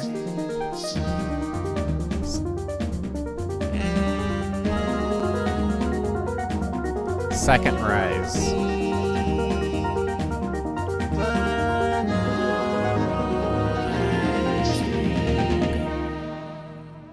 It rises into silence. There's not even a big crash cymbal or a big drum hit. It rise, and if we even look at the minute, I mean, not even the minute, the moment it's rising to. That's an awful sound. But there is nothing happening here. Everything is being cut out. The only stuff that still exists is like bleed over. There is nothing starting on the one. The only thing that happened is me saying the word cone.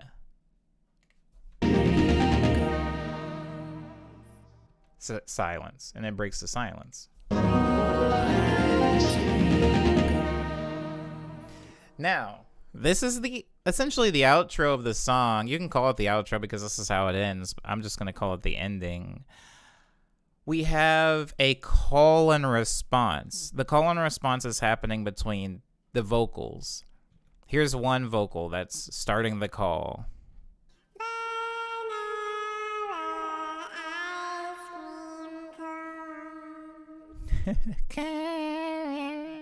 And then here's the response.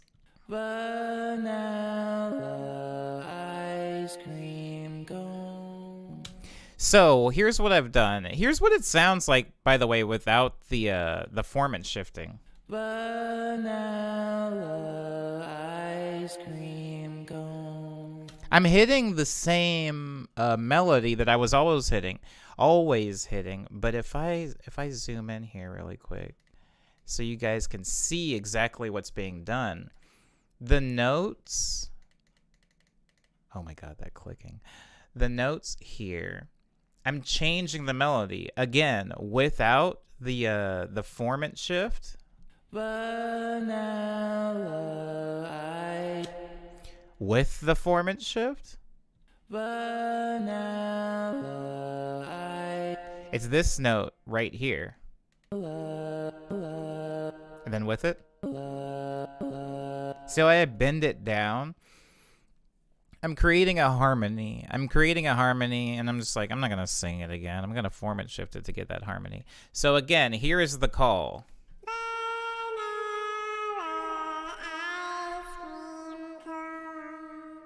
Here is the response. Vanilla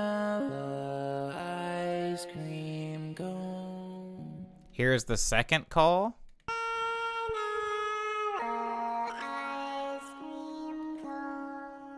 Here's the second response. Vanilla ice cream cone. Here I'm just messing around with the melody. We're not getting the straight melody from any of these. Here's the third call.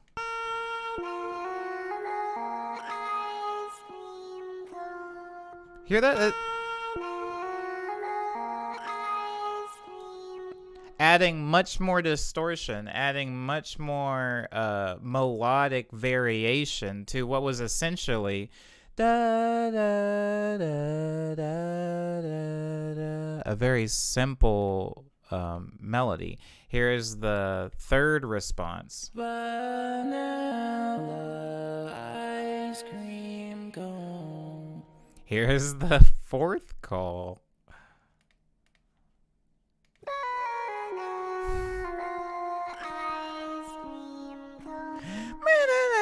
Yeah, so that's I'm messing with the foundation now of the vocal melody in this call and response. It's almost like a call and response of like solos where I'm just kind of riffing and improvising. Now the thing that's going to change this from just being a simple call and response is the call does not end before the response starts. The call vanilla ice, vanilla. I just realized vanilla ice. Anyway, this song is dedicated to Vanilla Ice. The response starts after the word ice is said. So cream and cones is overlapping, and you can see it visually. You can see it visually with the way these line up. See how the pink one, the call, doesn't get to end before the response starts? It causes this weird like round robin effect. So this is what it sounds like in its whole to play together. Vanilla ice cream cones. Vanilla ice cream cones. Vanilla ice cream cones. It has a very Gregorian method to it. I'm not going to get really deep into Gregorian stuff, but Gregorian stuff really heavily utilizes one, round robin, two, overlaying or staggered call and responses. And so that's what's happening here. Now I'm going to give it more context by giving it some chords. Now the chords are going to be played with the choir, which remember I used as a riser back here, the A's to the E's. We're going to use those same choir notes for these chords. Watch.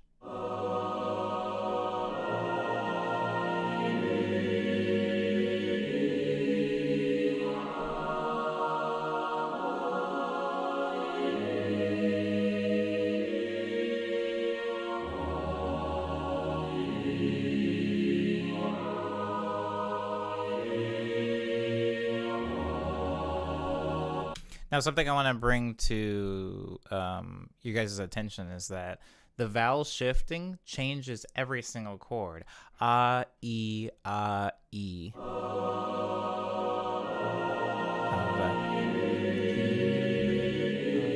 There we go.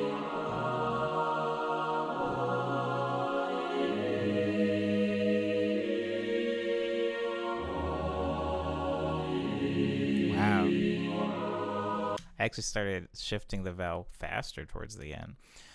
But I'm going to combine those, of course, with the call and response of the vanilla ice cream cone.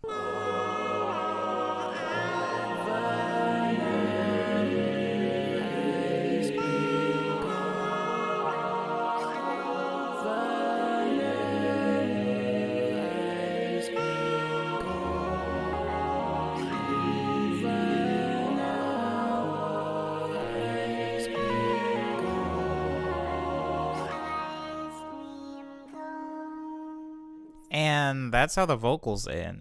Now we're talking about risers and building to climax, so I can't really talk about that without going over a little bit of what the percussion does in this section. The percussion is just accenting hits if you count them. Build, hit,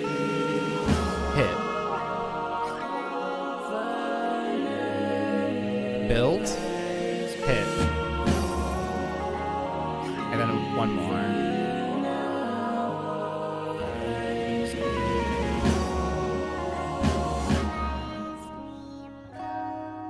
Then we end it with some chill guitar, which if you listen, I love this guitar bit. If you listen to, whoa, I didn't realize there was more ensemble stuff, but if you listen to the guitar closely,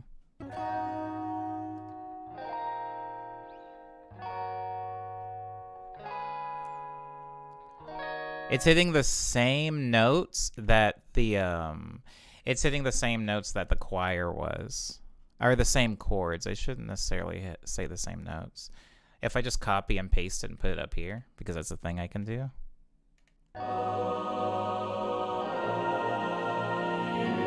See how it just fits? Same chords.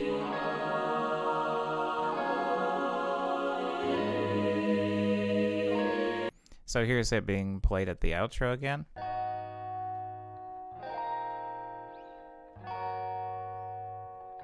We have some hi-hats playing. Super quiet.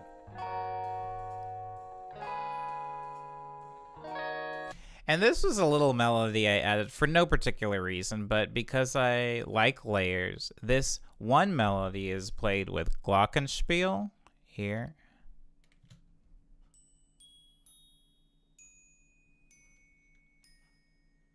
It's played with celestabel.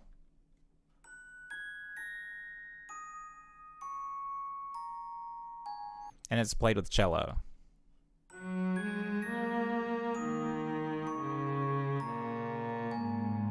So I'm going to combine that with the guitar and the hi-hat.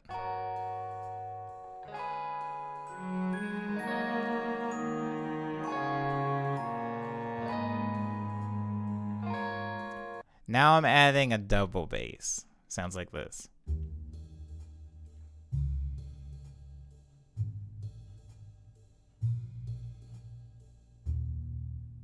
Super chill, but that's being played with the guitar. So all of it together, the outro sounds like this.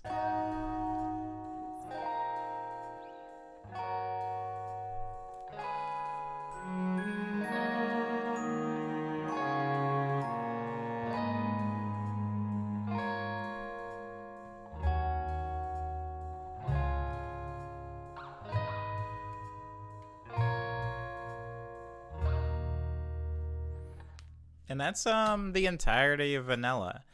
I never listened to this song, but when I do play it, the chords that I play are the chords from the very beginning. This is essentially Vanilla on the piano. Is that one? No, it starts here.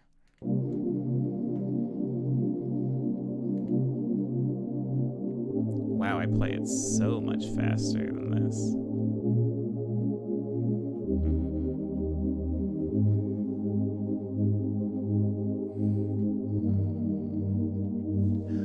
Okay.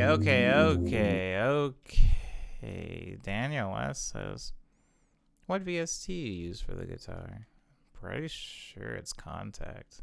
It's hard right now because I didn't start saving VST names until pretty recently, so all it shows me... Sorry, hold on. All it shows me is the wave and the MIDI and whatever I saved it as, so I have it saved as guitar MIDI. This is all I know. I don't remember the VST. But probably Contact. If I'm a guessing man. Yeah. That is Vanilla off of my EP Ego Death. I'm gonna do one more, but I'm gonna choose to do one that no one's heard because it's still in like the works. Oh, I don't want to do that one though. Oh, I thought of one that Lindsay might like, but I'm not gonna do that one. What golden chord progression? Oh, the the vanilla one. Okay. I'm going to I'm gonna send you guys over.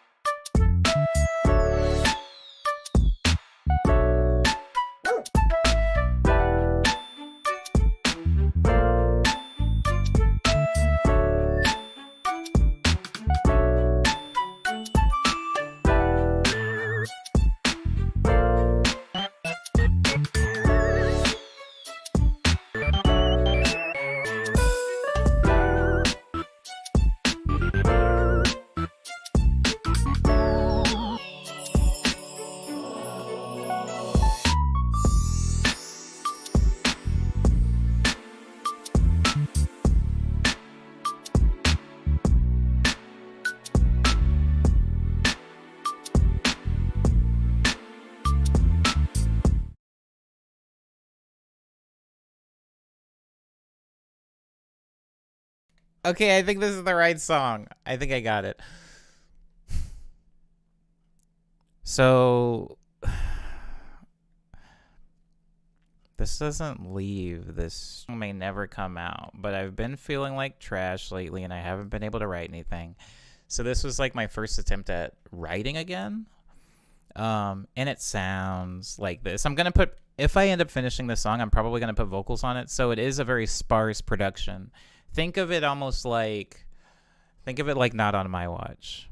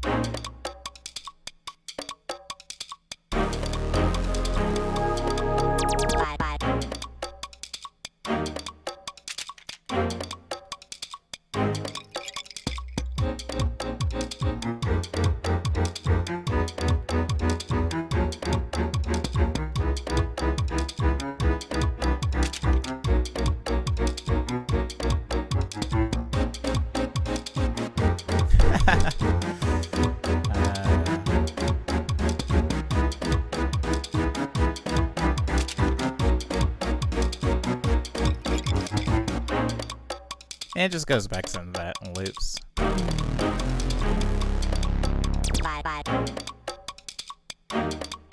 Again, choir risers, right?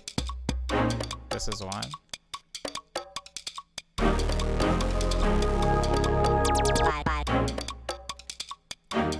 And then back into the chorus.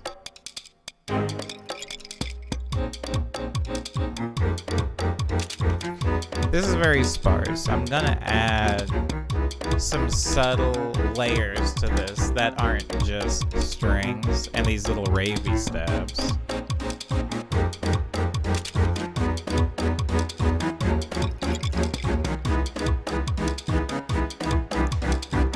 Okay, now this is where it gets kind of eerie. I wanted to make a chill chorus. And as you might be able to tell from this this side panel over here, or just all the freaking nonsense that's going on, it's not working out that way. Again, this is you guys are walking through a house that isn't finished yet. You guys are walking through scaffolding stuff hanging. There's a big hole in the floor that I promise a toilet will be placed and installed in at a later date. But this is the framework of this song at the moment. And so the bridge does have a weird time signature. Think of it in the context of Nice Dream, but present day, if that makes any sense.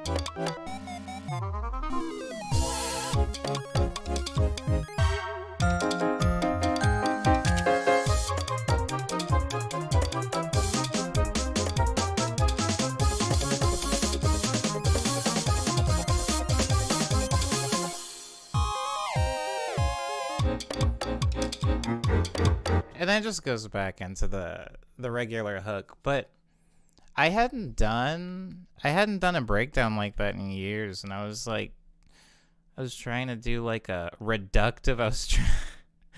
I was trying to build a breakdown backwards, which is what I would normally do, is make something very simple and then chop it up and make something complicated out of it. And I was like, what if I started really weird and then tried to just make context for it?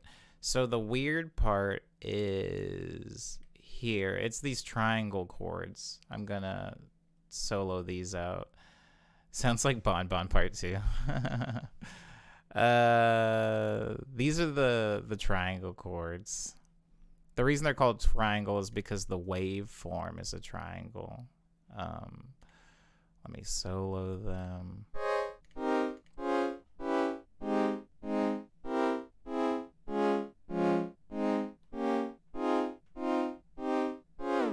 Now, this is a polyrhythm of sorts. I'm not going to get into what a polyrhythm is, but if you just listen closely at what the BPM of this song is. Here's a metronome.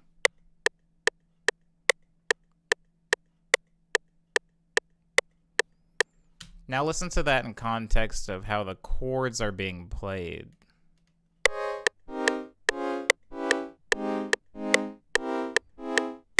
See how they're offset? 2, 3, 4. 1, 2, 3, 4. 1, 2, 3, 4. 1, 2, 3, 4. 1, 2, 3, 4. 1, 2, 3, 4. The chords fall out of sync. But after the chords are playing for 1, 2, 3, 4, 5, 6 measures, they come back on and they'll be starting on the 1 again. But 6, as some of you guys know, it's not a multiple of 4, which means that it's going to line up really odd, which is good for me if I'm trying to make something that sounds kind of weird. So let's dig in more about the way these chords are played. Let me turn off the metronome. Listen to the swells.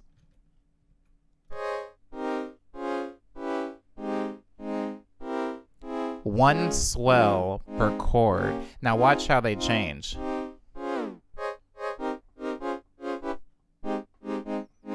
It's like a swing pattern now. Now watch, there will be 2 swells.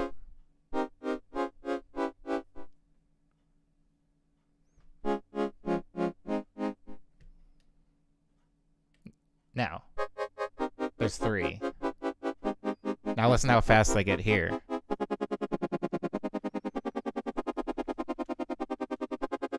So that's happening at the very base of this bridge. Let's jump up and listen to our first ARP. Sounds like this.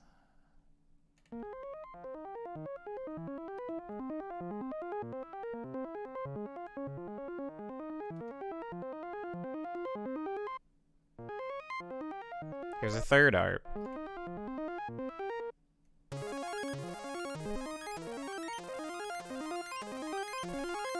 Again, this stuff is very background, just to support the harmonic center of the bridge. Now let's talk about the bass. I call it wum bass, or at least that's what I've named it here. I don't know why. That sounds like a wum.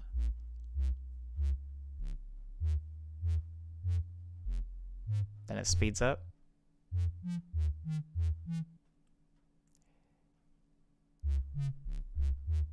It's matching the triangle chords. If I play the triangle chords, it has a little bit more context. Then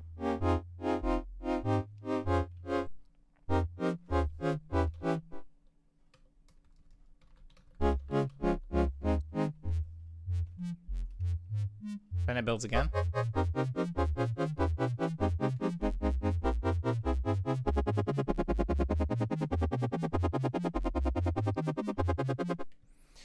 Now let's talk about the bits. The bits are like, if you'll notice, there's a few parts where these chords and the bass just stop, like here. Silence. Silence. Then there's silence up here.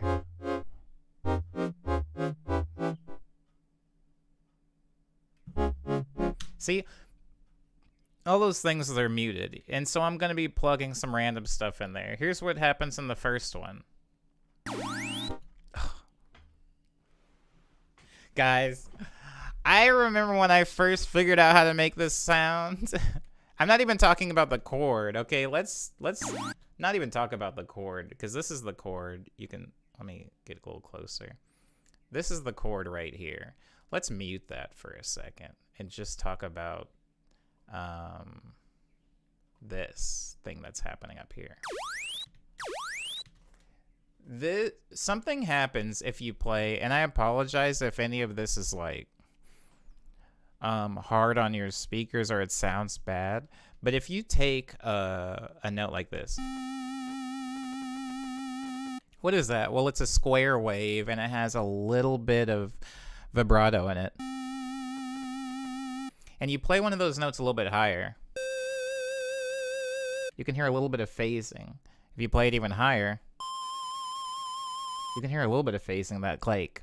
I can't recreate the sound with my mouth, but you can hear it slightly. Now play that an octave higher.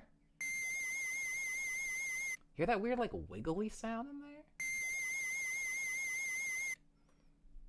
Higher? Are you hearing that? The vibrato makes this really weird. I don't know the sonic explanation of why this happens, but it's a different thing. It's a different thing. It's really, really, really.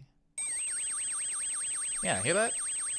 That is a note, but once you've gotten up this high, those weird other like sonic qualities overtake the actual note. And I love that. And if you take that and you bend it like this, it sounds almost like a radio, like an AM radio. It's harmonics. Thank you, Cyber.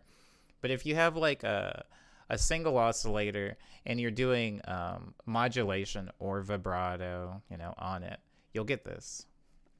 And so bending it, that makes this sound. Sorry, bending it makes this sound. It's like a, I don't want to just say video game sound, but it makes me think of Dragon Ball Z. Anyways, I do that, but I put a chord under it. Very, very small, and that's being put in here. Let me play up to that point.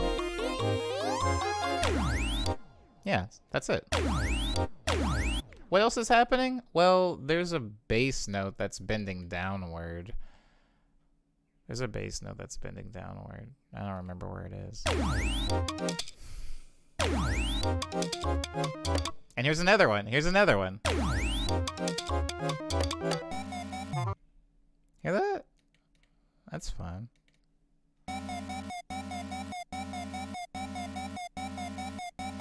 It's the same thing. I put a chord beneath some bendy notes.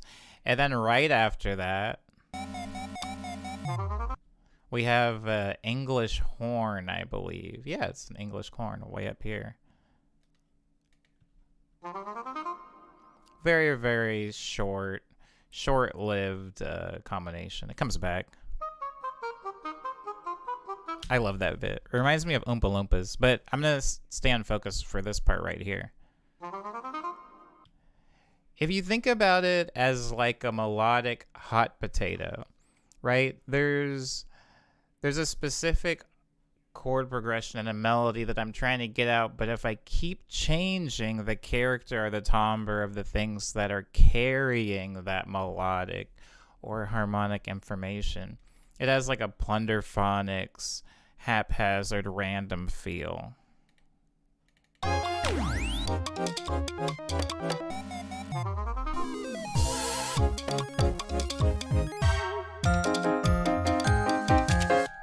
Now, this is a part where there's a lot of layering happening. Layer number 1, we have English horns.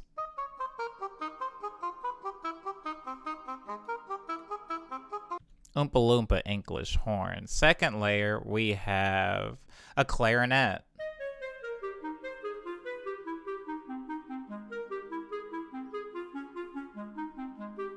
Third layer is a flute.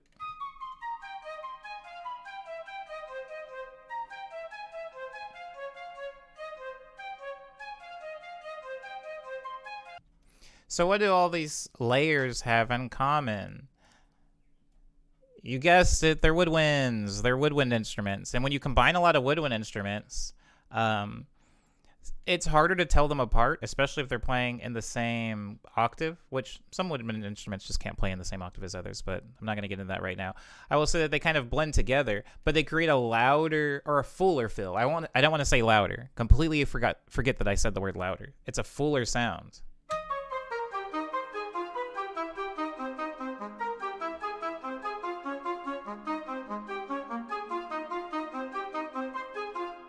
It's really easy for somebody that doesn't listen to a lot of woodwind instruments or just doesn't care to hear that and be like, oh, I don't know, an ocarina or something. Maybe it's a flute. Sounds like Zelda. Oh, this song sounds just like Zelda. Love it. It's easy for people to do that. That's why when somebody's doing a lot of compositions, a lot of the work that they're putting in can be sometimes overlooked because they might do a stack of woodwind instruments or a stack of strings, and somebody might listen to it and go, oh, I love violins, because they're not realizing what a cello and a viola and a double bass is, you know.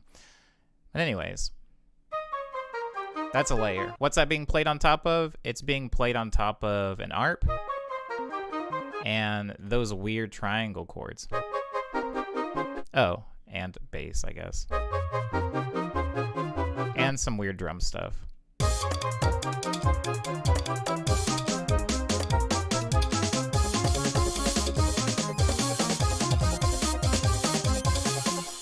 So I'm going to play it one more time from the beginning, and then we will move on for this.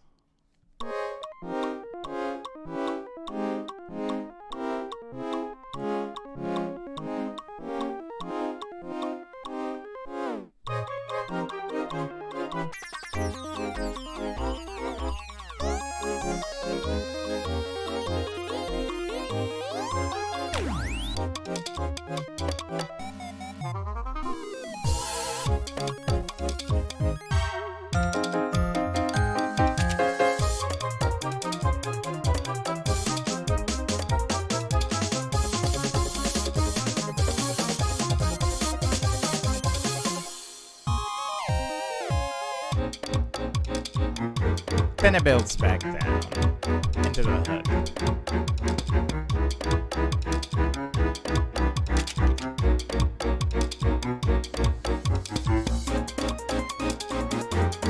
This song is big, actually. My bad.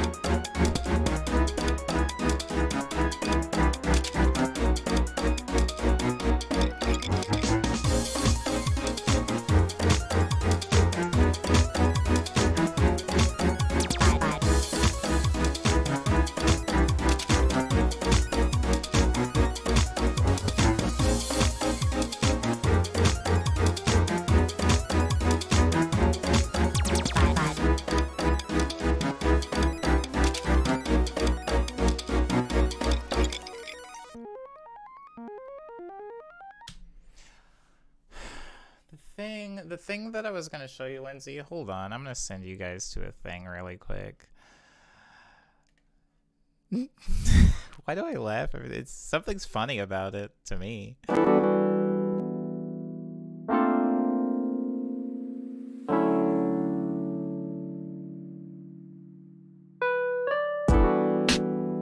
Intro of the song has a song in it.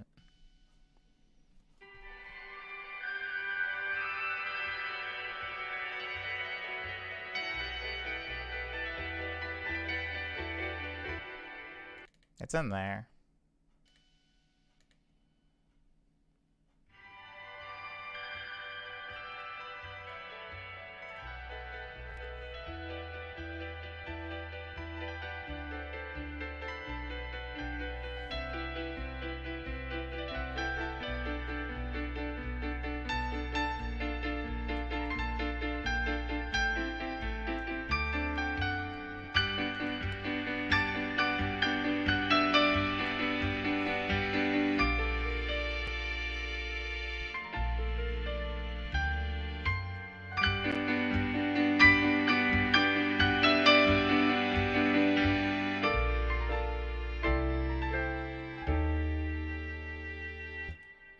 My computer is like struggling. It's like, yo, what are you doing? And the reason that it's having such a hard problem is because this song, Liminality, has, I mean, by itself, it's just a piano thing, which is fine. But for it to be the intro of a song, I added upright bass to it.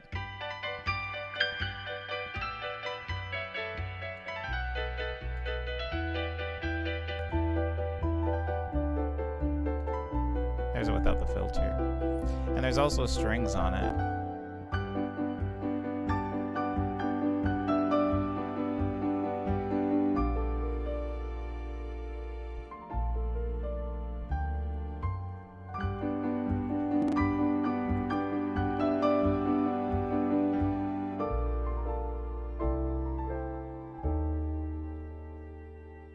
Yeah, I just ended up adding a few things to it. That chord, indeed. But it ends up building into like a... I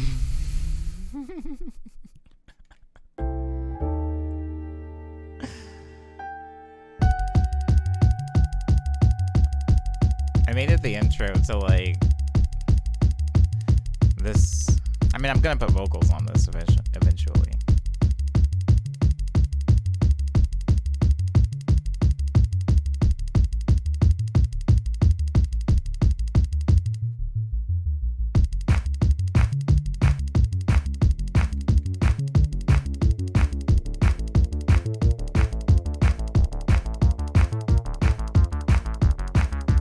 This really is like in its infancy.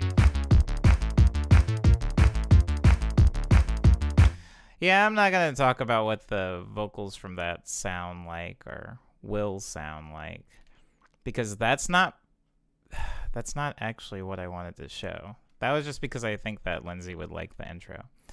This is the thing I wanted to show.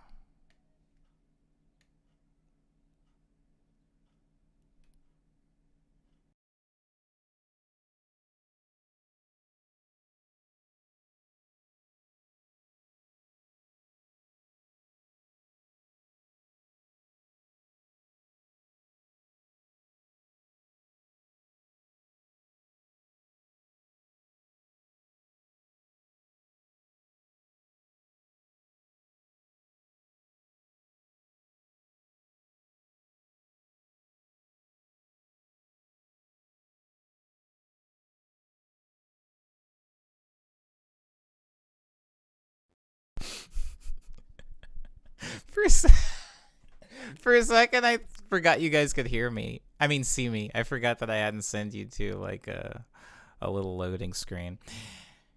Is this the right song? Yeah, it's got clump. So this sound right here, this one is called clump. That one. That one. That one. That one. And this one's called boom.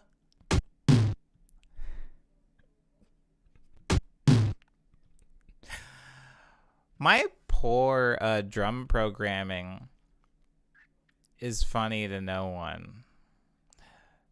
But those are those two sounds. Now, if you look at the drum processing in this song, very, very sparse. Let's talk about it. The reason it's sparse is because I'm going off of a 4 on the floor kick build. Remember? This is the entirety of the drums.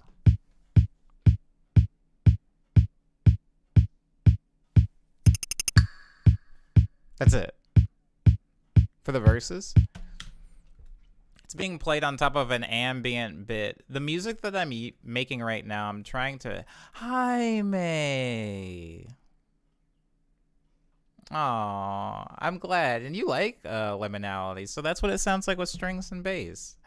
I'm glad you like it. I think... yeah, the sounds always sound silly. I think that's the only way to personify them. I don't have time to make up names. But a lot of the music that I'm making right now is supposed to be like a combination of everything that I've made up to this point. You know, like in the last song that I just played, there's a little bit of Nice Dream and maybe some Love Dream in there. This one has maybe some Ego Death and some Daydream in it, because the intro, this is how the song starts.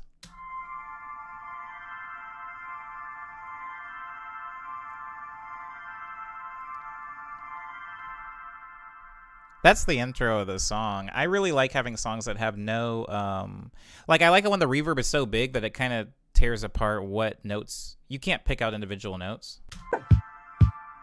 Dog bark. The melody's being led with a flute and trumpet down here. Now flutes and trumpets. Here's a chord building to the hook.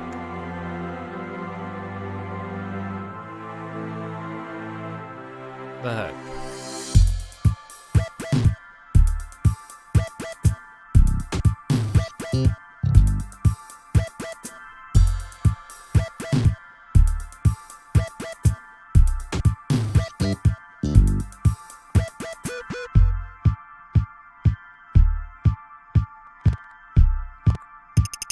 Oh crap. Did it break?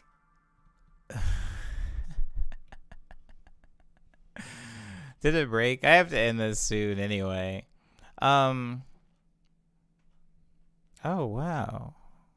I didn't realize we were like approaching 3 hours. This is awful. Okay, sorry everybody. Sorry everybody. Apparently it's okay now.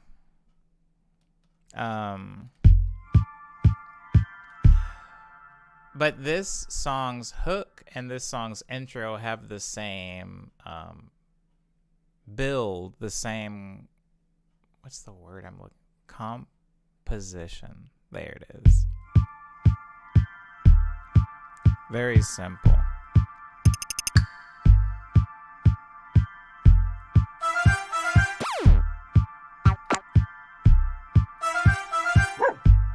Very simple.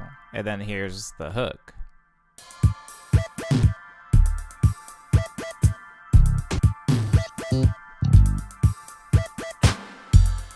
It's going to be mostly vocals on this song. But here's where 808 and piano comes in for harmonic integrity.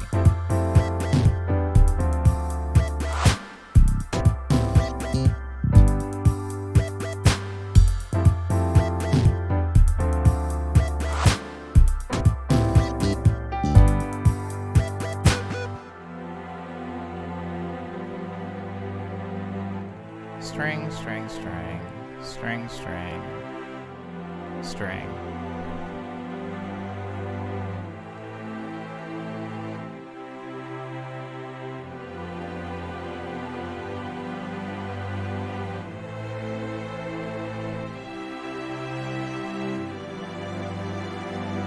Hey Josh.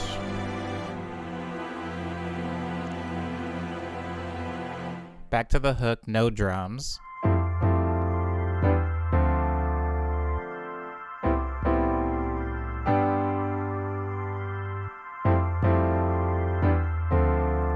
Now we're bringing in the ensemble.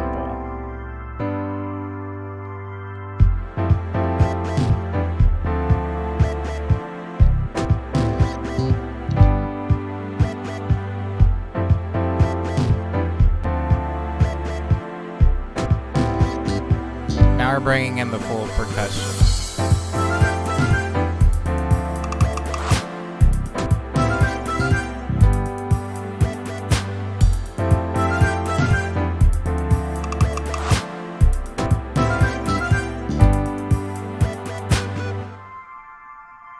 And then we end the same way we started, with the ambient bit. And it loops perfectly back down to the beginning. Huh. Anyways, oh, word, Cyber. Did people like this one? Did people? I'm glad. I'm glad. We gotta start winding it down pretty soon, though. This is sad because I feel like I can't do Hush Hour to end the stream. Fascinating.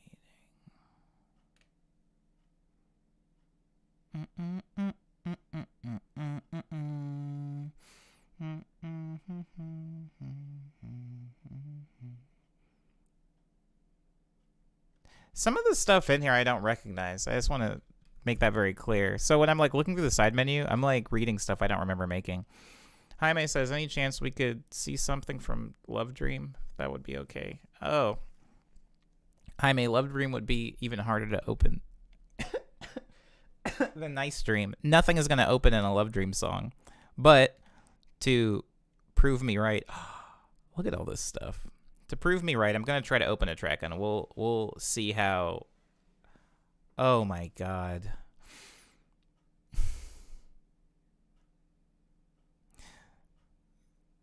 It's not going to open. It's not going to open, but let's open Catch Your Fire and see how awful this is. I apologize in advance, Jaime.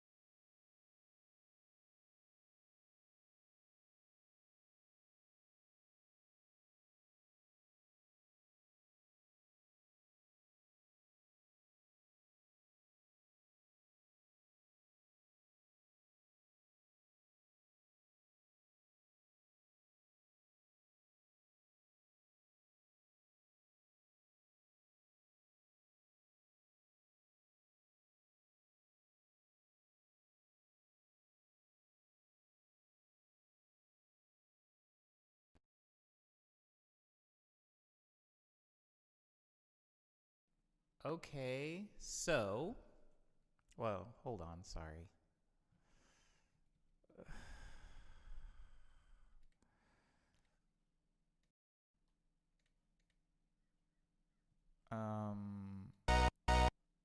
Oh no. No, God, no. Oh God. Jesus, hold on.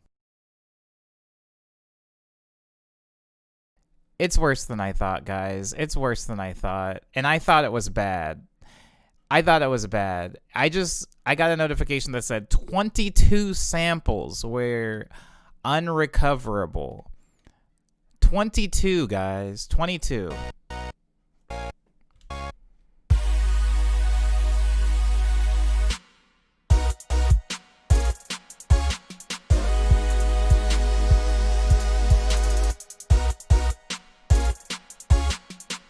You know what's funny about this? I used to put my drums on the bottom. I'm learning something about younger me.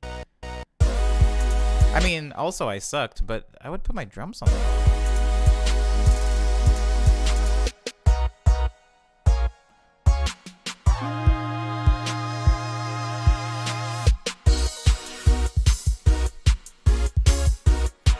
Aw, I was really trying.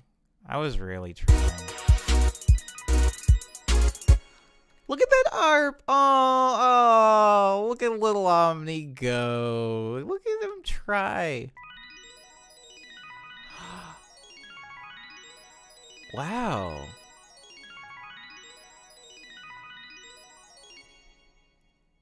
Music has changed. Whoa, what's that? Hold on.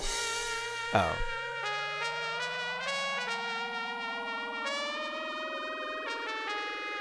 How do you remember this part?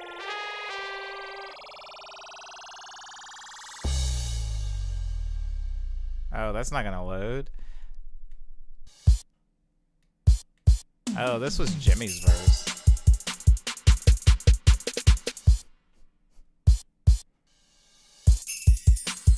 Oh, I was really...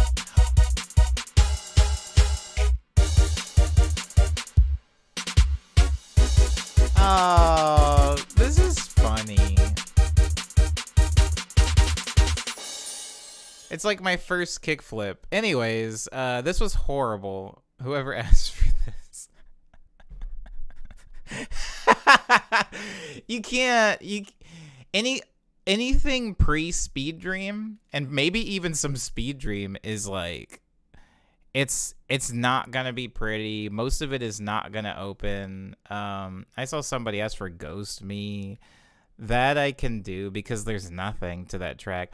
Like, look at this track and look at all the stuff we've done, or think about all the stuff we've done before this point. And now, hold on. I'm gonna open Ghost Me, and you're gonna flip a lid.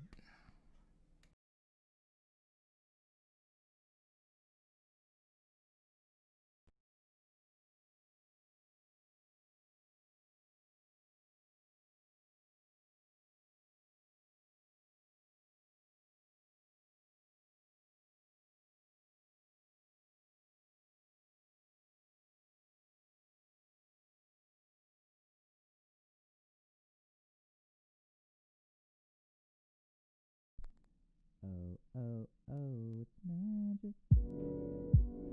Look at this. Look at this. Wait, who wanted this? Who wanted this? Show yourself. I don't know who wanted this, but look at this track. Look at how not complicated this freaking track is, and you want to know why? No, there was no articulation, because if you look really closely at Ghost Me, see how it says Thumper in the top? It's because it's Thumper. It's my song Thumper off of Daydream. If I take it over here, and I elongate it, it's just the end.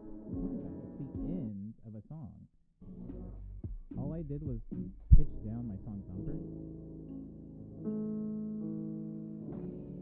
Damn, I made it slow as heck. Why'd I do this? Hold on. I'm gonna do something kind of weird.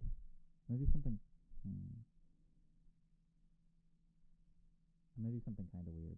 So, watch this.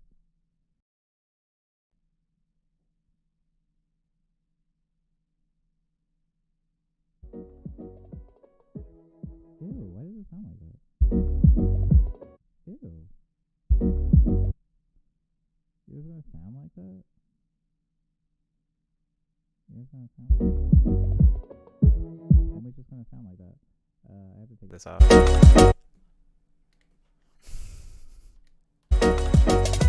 That's a song called Thumper, guys. Remember Thumper?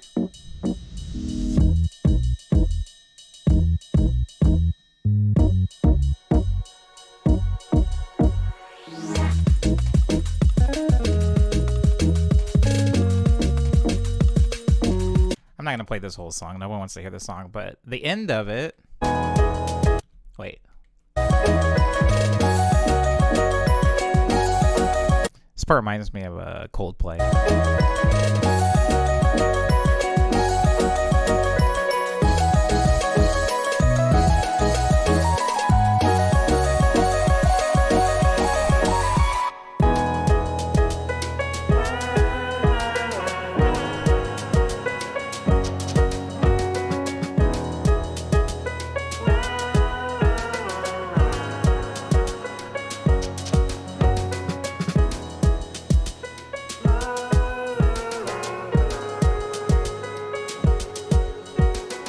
Now take that and compare it with how Ghost Me sounds.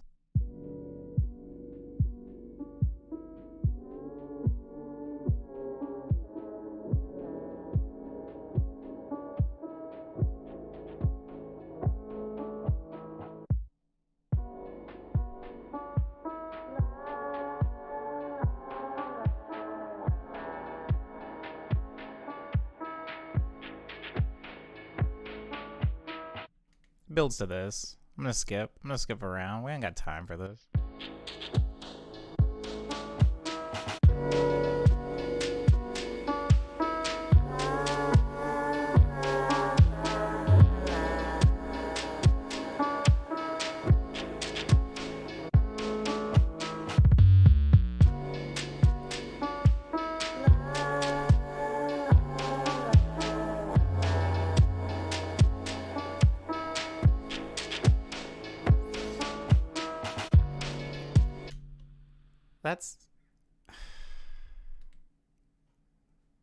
That's it?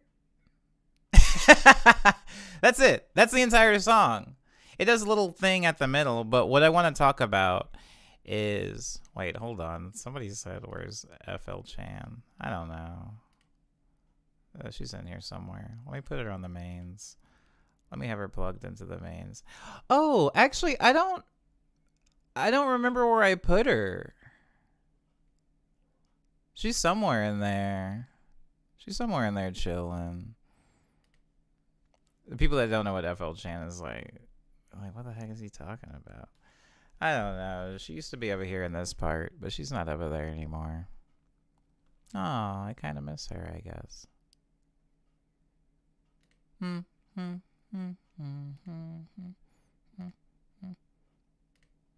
Sorry, guys. Now I'm not going to be able to focus until I find freaking FL Chan and where she went.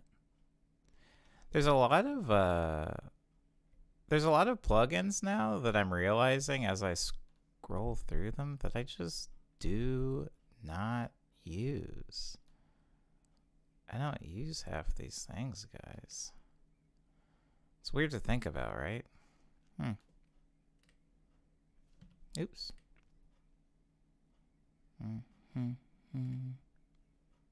Oh, there she is.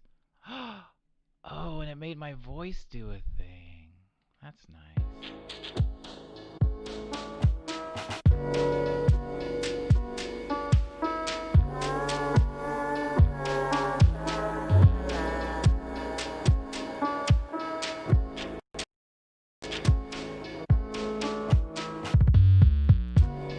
Oh, look at her.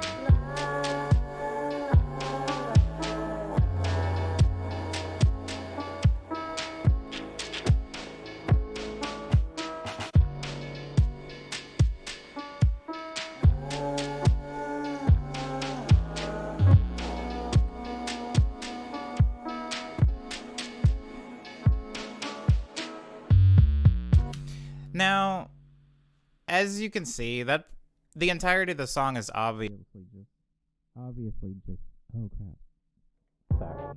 Sorry. I just realized what was making me inaudible. As you can see, the entirety of Ghost Me is just the outro of what is it? Thumper.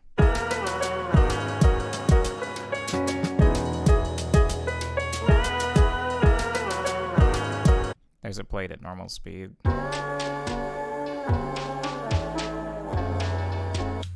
There's it played at Ghost Me speed.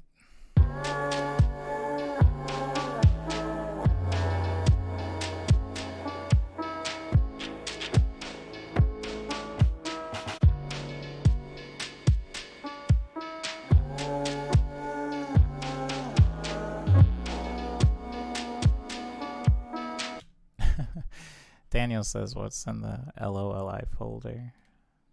You know, I mean, I know you're making a joke, but it's an acronym. It's an acronym for Love Out, Love In, which is the name of that song.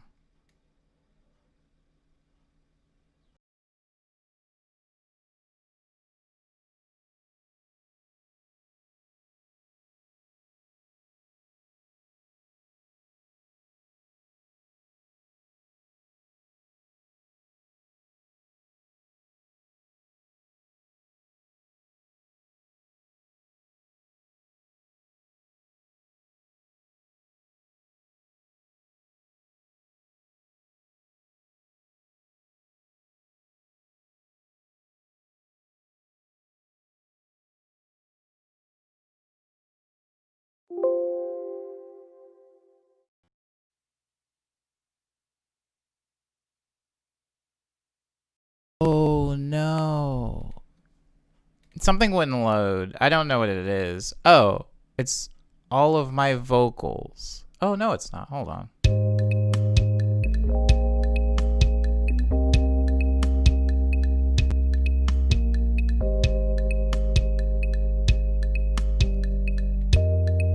Yeah, love out, love in. Jesus, my vocal processing for this song was awesome.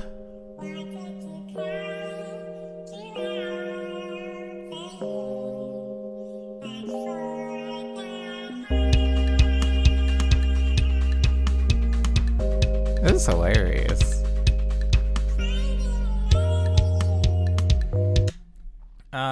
Yeah, hold on. Love out, love in. That's where LOILI comes from.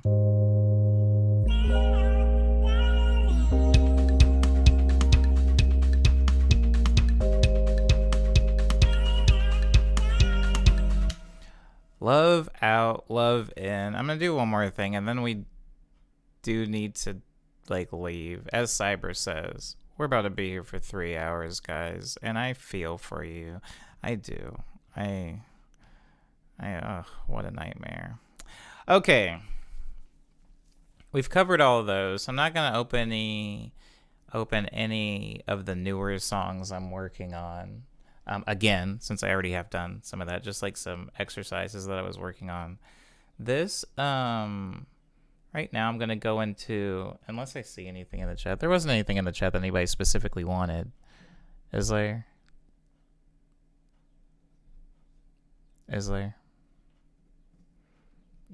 Y'all be reading. FL Chan is overrated, you're right, Neobo. Sorry it took me so long to realize the truth. To see reason, you know? To see. Oh, I know that was audible. I apologize.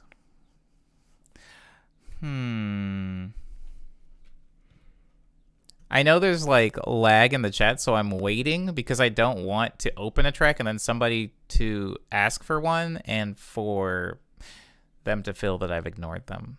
So I'm waiting. In the meantime, I'll have my chords. I will have my chords.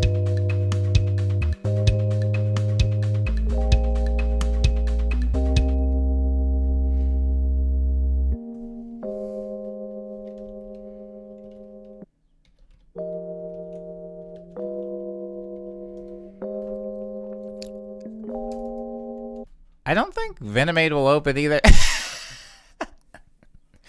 Okay, I'm gonna try it though. I want it to open.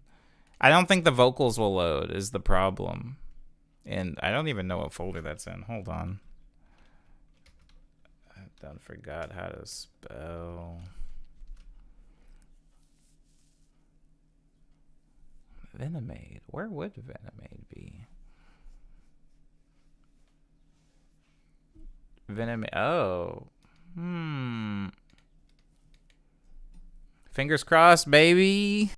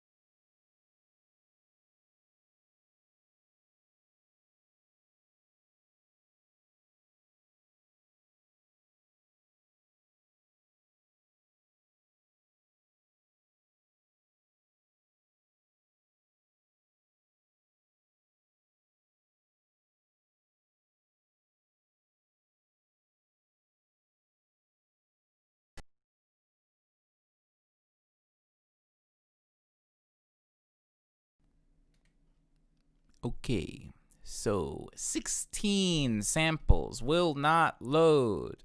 We can't find them, says Fruity Loops. They are being represented by all of these little red marks. So we'll see how much of this actually plays.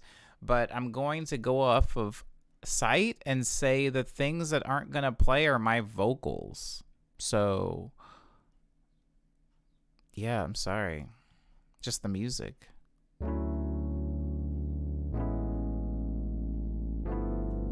Music's good, though. It's not horrible.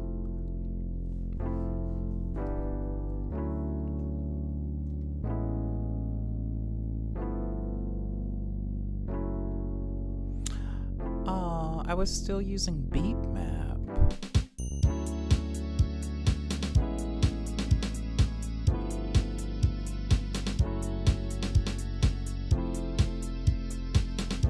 What was wrong with me? Oh.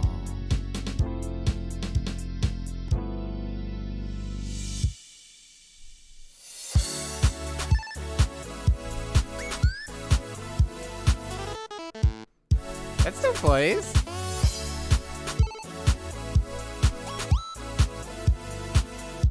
Venom.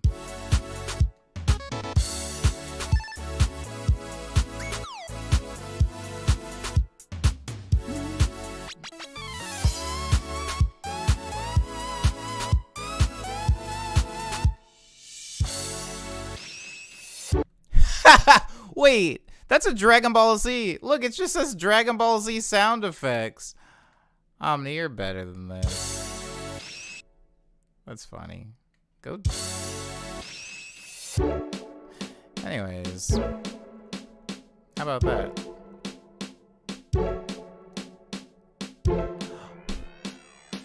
Why does that still play? Oh. Shouts out. I resampled it.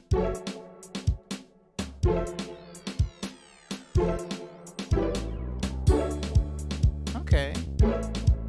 Alright. So this is a beat map, guys. If you don't know what a beat map is, it's a type of synth that if you automate it, I used to put the automation right on top so you can't really tell, but if you automate it, it does stuff like this. Which is fun. Super quiet, but it's good for background noise.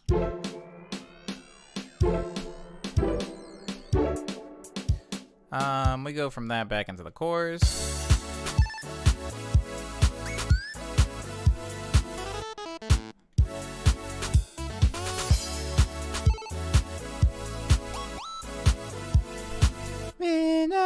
Okay, and then we go to this bit. The horns, baby. French.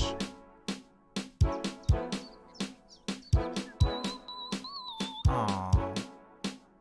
I can hear what I was trying to do. That's where a bell would normally go. I get it. That's upright bass right there.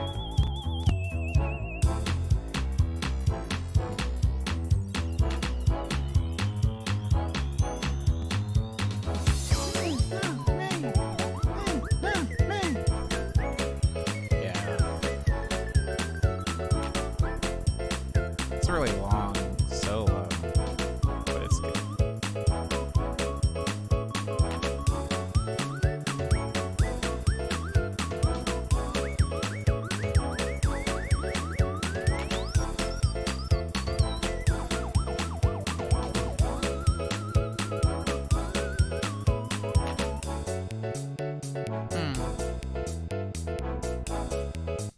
Yeah, it was kind of like this jazzy.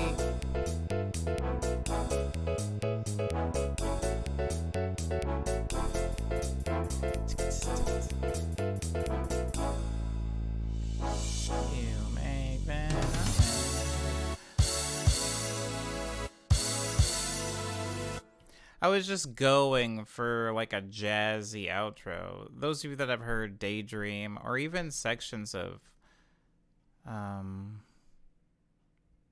what am I thinking of? What has the oh, never mind, that's unreleased.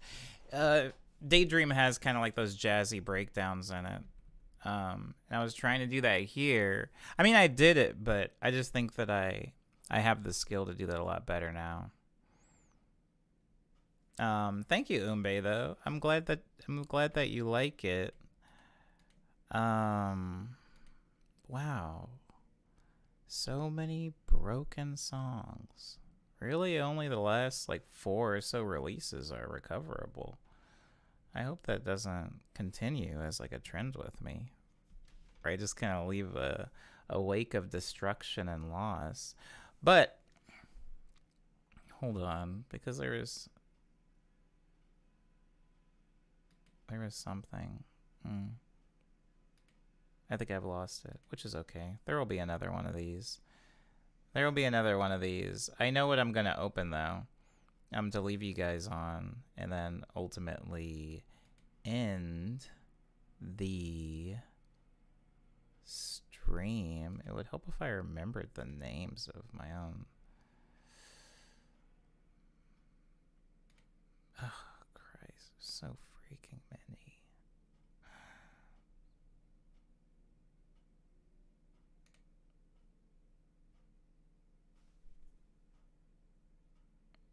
Was it Talkbox? It was Bossifier, I think.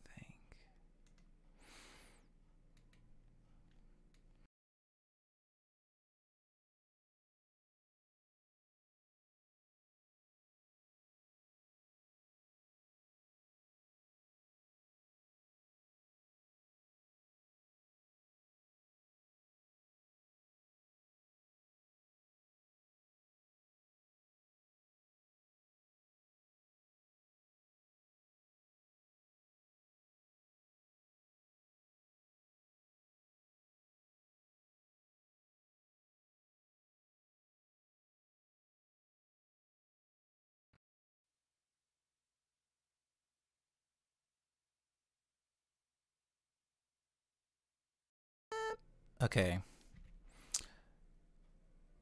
I need a name for this. I need a name for this stream. I can't call it Nice Stream. I can't. I can't. I could. I shouldn't, though. Basically, bye, Maddie. Thanks for being in the stream. We're getting ready to end now anyway, so you're not going to miss anything. I don't feel 100% comfortable naming this or referring to this as Morning Medley, and I've thought about how I could come up with a different name for it, but then if I had a different name for it, it would be hard to keep track of it happening every 10 Morning Medley streams. So, I mean, I'm still going to mess around with what I'm doing here with like the frequency of this, because I still would like to only do these maybe every 10 streams, but a lot of this is subject to change. This track... Yeah, this is pretty long. Oh, a Thoroughbred Thursday. Go ride a horse or something. Thoroughbred. Thoroughbred.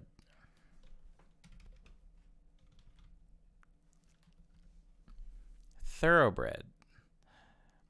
The Thoroughbred is a horse breed best known for its use in horse racing. I was seeing if there was maybe a second definition of thoroughbred that I could take to use a double meaning for, but it really is only horses. Although the word thoroughbred is sometimes used to refer to a purebred horse, it technically refers only to the thoroughbred breed. Thoroughbreds are considered hot-blooded horses, though, that are known for their agility, speed, and spirit. Okay, I will try to be at my apex today, Maddie. I'm going to try to be as fast and as spirited, as high-spirited as I can for a Thursday. How about that? Does that suffice? Maddie's probably not even here anymore. Anyways, thank you, Maddie, for that. Okay. I need a name for the stream. The fact that it's the 10th stream should be enough, says Umbe. Word. Just feels weird calling it a morning medley because there's no real medley. But we can figure that out in time. Oh, okay. The brackets on the studio works okay. So this song, some of you will remember because back when I was being very, very prolific and was making a lot of music, it was in like kind of that disco housey vibe of music that I was making. The song was called Bossifier. Tentatively, the Sorry, I keep tabbing to pictures of horses and it's messing me up. Okay, it was Tentatively Tired Bossifier. And the reason for that is because it started off with like a jazzy bossa nova ensemble, like such.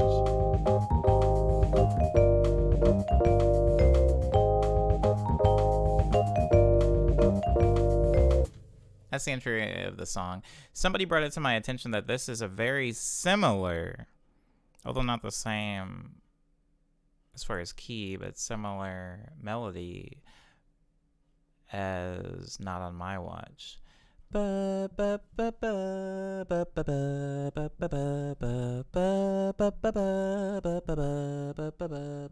Is this song. And I think Not on My Watch is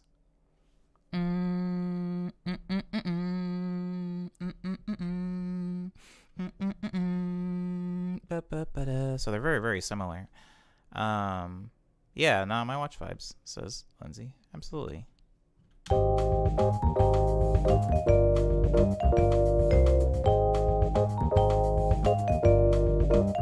And I add guitar in here for the second half.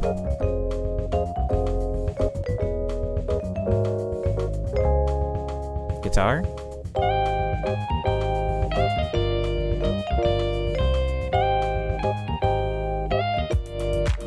That's when it becomes a house song. And then I resample everything.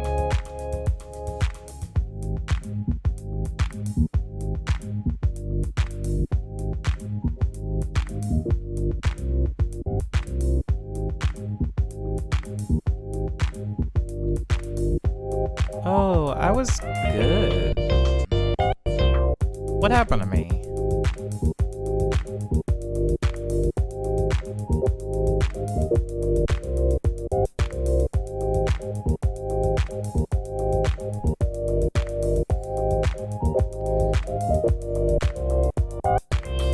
And the chorus? We'll keep searching for somebody to believe in.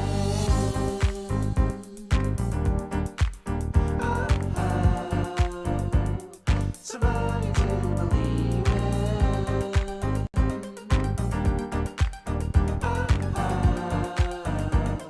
Somebody to believe in.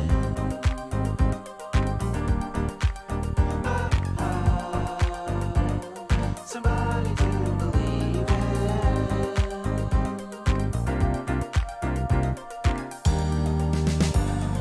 somebody to believe.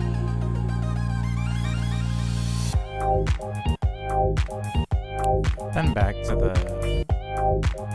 I guess, verse?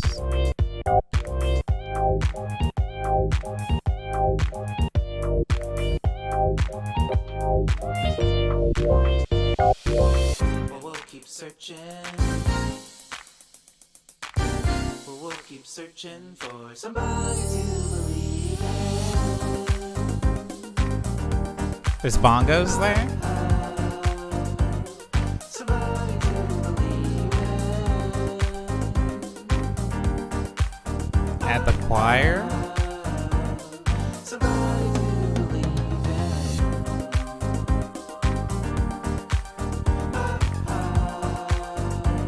somebody to believe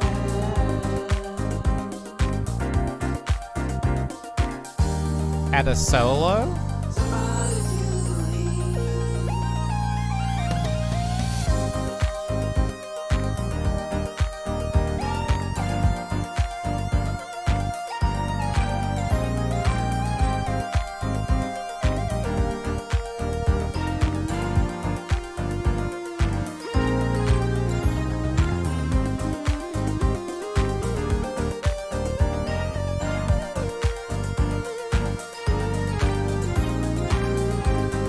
Oh, word up. Deep dive.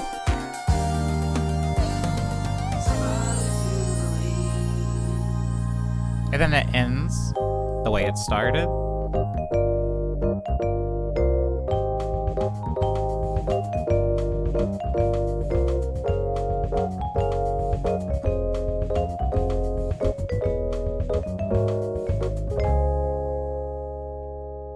Now I'm gonna break this down really, really quickly, like a lightning round of breaking things down. So if you notice the way it ended, that bossa nova thing, I took that and I resampled it here. See how it's kind of chopped up?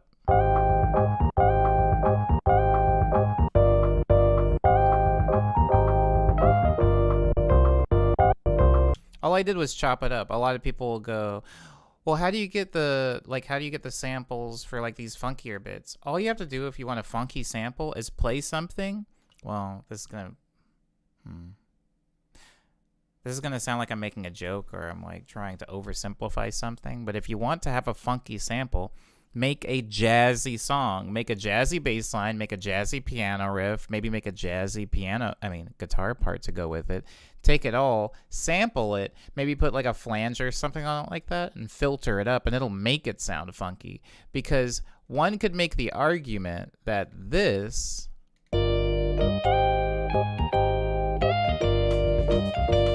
sounds intrinsically different than this.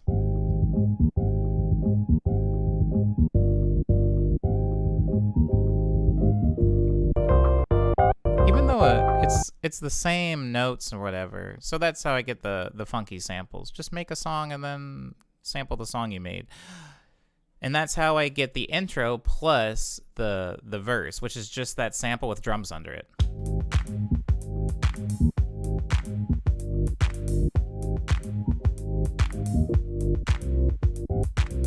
That's it. Now, if we're talking about the stabs that go into the chorus, we have three big chord hits, or 3 hits that are kind of turned into 2 hits each. It goes like this.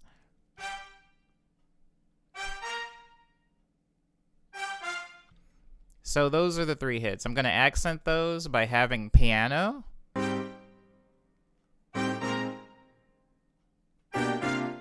Then I'm going to have a bass line on it.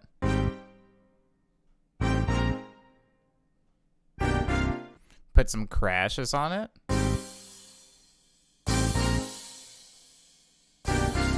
Add some kicks. And that's essentially how we get the intro to the hook. Well, we'll keep searching.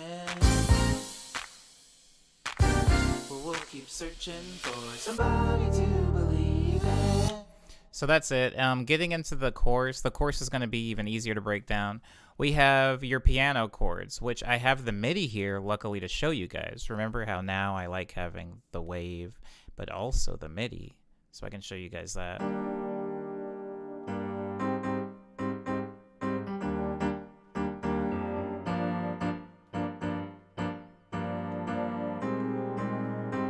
That's it. It loops, but if you look very, very closely, something that's kind of important here is, let me bring up the lines. Look at the lines. See how the piano isn't on the line? See how it always seems a little bit late? That's because I was playing this live, and something that you'll learn really quickly if you play instruments, that everybody actually lags behind the rhythm. Some people, a minority of people, will rush a beat. Usually these people are drummers. No offense to drummers, but the natural articulation of notes are always going to be lagged behind. So if you zoom really closely on something, even if you feel like you played it on the beat, you'll always be a little bit off of it. And I wanted to keep that, to add that human, or not necessarily add it, I'm a human, to retain that human element. Also, if you look at the bottom here, if I take this all the way up, you'll see that the velocity that the notes are being hit at actually ranges. You know, these little dots represent each note, and the height on the graph represents how hard I'm hitting the notes. Because if you're playing a piano, unless you're a freaking robot, you're not going to be able to hit a chord with the same intensity across all of the notes. That's a thing that we can do in MIDI. But if you want to sound like a human, if you want to retain the humanity in a chord progression, keep the muddy. Keep it when it's a little off time. Keep it when it's a little bit off velocity. Some notes quiet, some loud.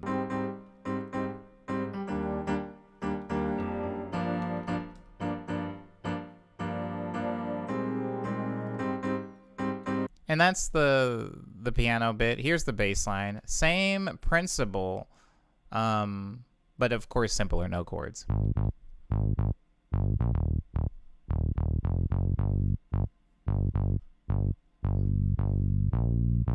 Both of those things together. Simple, simple, simple, super easy. The second thing that I add is an ARP, a very simple ARP.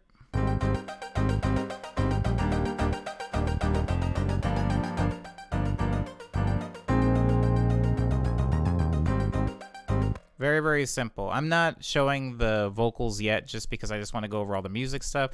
The second time we go through the hook, I add a choir. The choir chords I did kind of show you. These.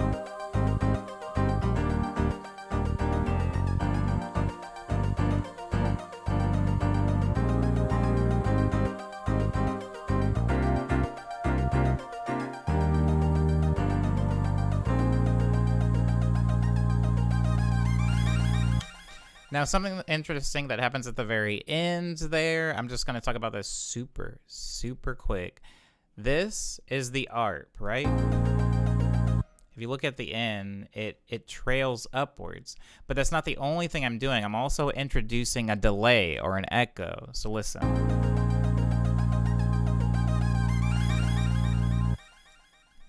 Hear how it rings out? That's automation. If you look really closely, we have over here delay, and you can see that the delay gets brought in at the very end like that. And that's the general composition of that. The vocals, I don't want to go over the lyrics, but I'm going to go over the notes.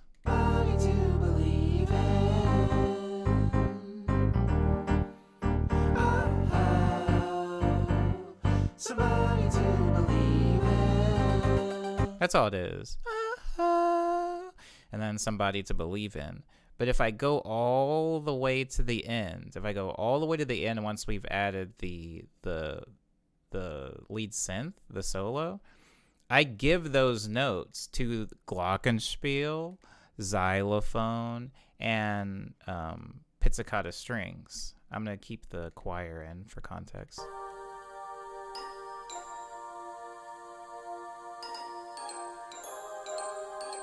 See? Same notes.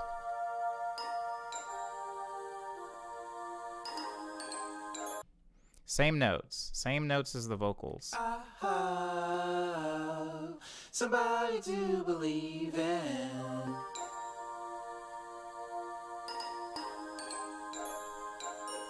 Same notes. It's just layering. It's just layering. I think that kind of sums it up. There's the solo, which since I played it live from one of my keyboards, I don't have MIDI to show you for this, but it's a very simple solo. It mirrors the notes.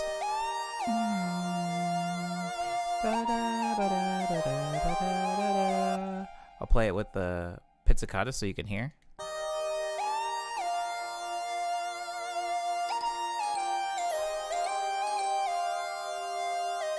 Now it varies. Comes back. Varies. Comes back. So it's not necessarily a call and response. It's more of like a accompaniment.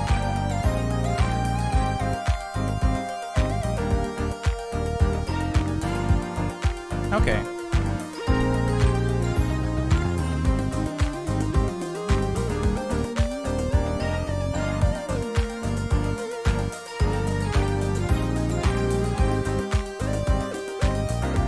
And with the vocals coming back. And then going back to the original sample. And that is a breakdown of this unnamed thing that I was making before everything. I think this was like pre-quarantine. This was like late last year maybe when I was making this. I think that rounds out everything. Dar says I can't just be pulling R&B singles out of nowhere. One can make an argument that all my songs are R&B. Everyone I've ever created. Nah. But, like, not on my watch. I would call that, like, R&B adjacent. Go back to what? Wait, go back to not on my watch.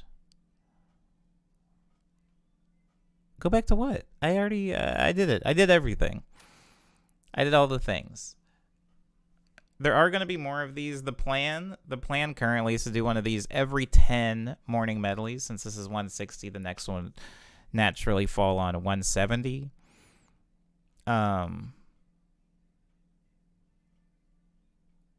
Oh, go back to the end. Oh, what part of the end? The very end? This bit? It's the same as the beginning. Except there's guitar in the beginning.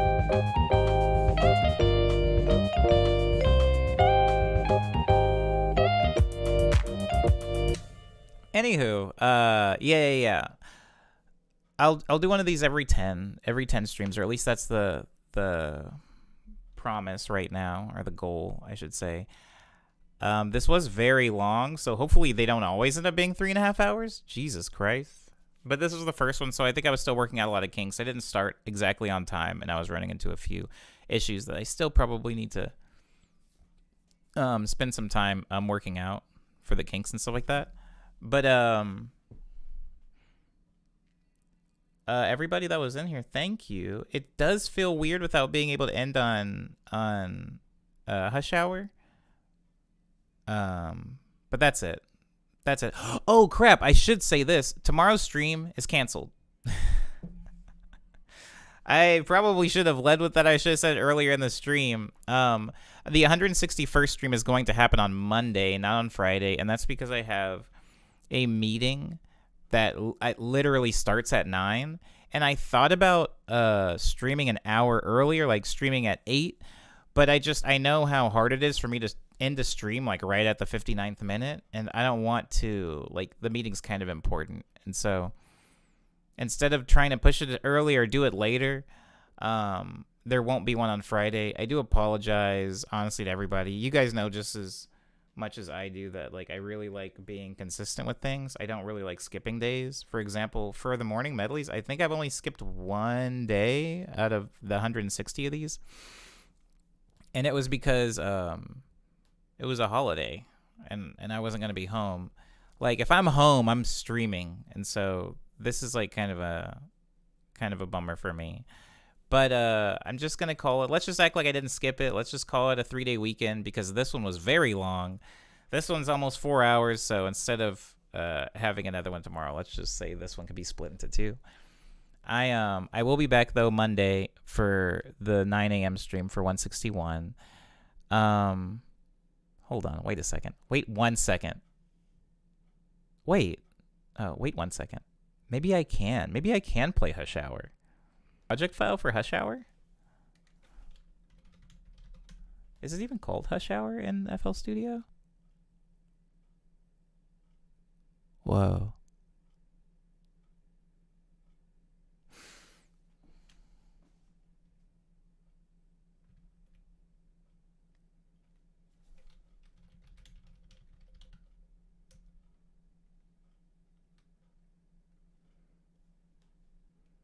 Oh, I guess Hush Hour doesn't exist. So I can't even play it here. Yeah, everybody, please enjoy your Friday. Please do something dope for your Friday. Consider it a Friday away from the stream. I'm releasing you guys into the wild. Go and do something great. Go and do something amazing. And in the meantime, thank you everybody for being respectful to me and polite to each other. I do have new music out. I showed you guys some of it. Ego Death and Quick Breath stuff. Those things are out on Bandcamp, SoundCloud, Spotify, iTunes, Apple Music, Google Play, Amazon MP3, Tidal, Groove, Deezer, Pandora, Napster, and YouTube. You guys are on YouTube now, so if you wanted to look at my quarantine, 8 of them. There's 8 of them. Jesus Christ. And I worked really hard on them. I haven't been doing any video editing in a while, so I feel like that bone has become rusty, and out of use, so I gotta shake the rest off. Hopefully, sometime in the next couple of months. It feels like I'm holding you captive, Dar. It feels like it. If you do end up buying a lot, Zaina, I'm glad you're in the stream. Thank you, everybody. I only see a few of you guys, in the chat, but I mean, digits imply that there are more people in the chat that aren't necessarily super active. So I don't know. I don't know. Hi to you guys too, and also thank you all for being in the stream, even if you've just been in the stream lurking around. I hope you guys learned something. If not, I hope you were entertained. And in the future streams of this, they will be more directed, by the way. There will be like a goal. During the morning medleys, we will kind of like vote on a thing maybe that you guys want to see done, and then maybe even do some like live production, like me making things. Me making things will be a little bit more cumbersome. I might have to move the camera around and figure out how that's going to work best. But yeah, thank you for being a part of this one. Oh, I forgot that was my background. Oh, let's stream. Look at me sick. I'm sick. All right. Thank you, everybody, for being respectful to me and polite to each other. What was the response? It skipped, says Mance. Oh, I was just saying, I hope your laptop's good if you get one. Yeah, thank you, everybody, for being respectful to me and polite to each other. Please enjoy your 3-day weekend from me, and I will see you guys here back on Monday. Yeah, that's it. Abo, everybody.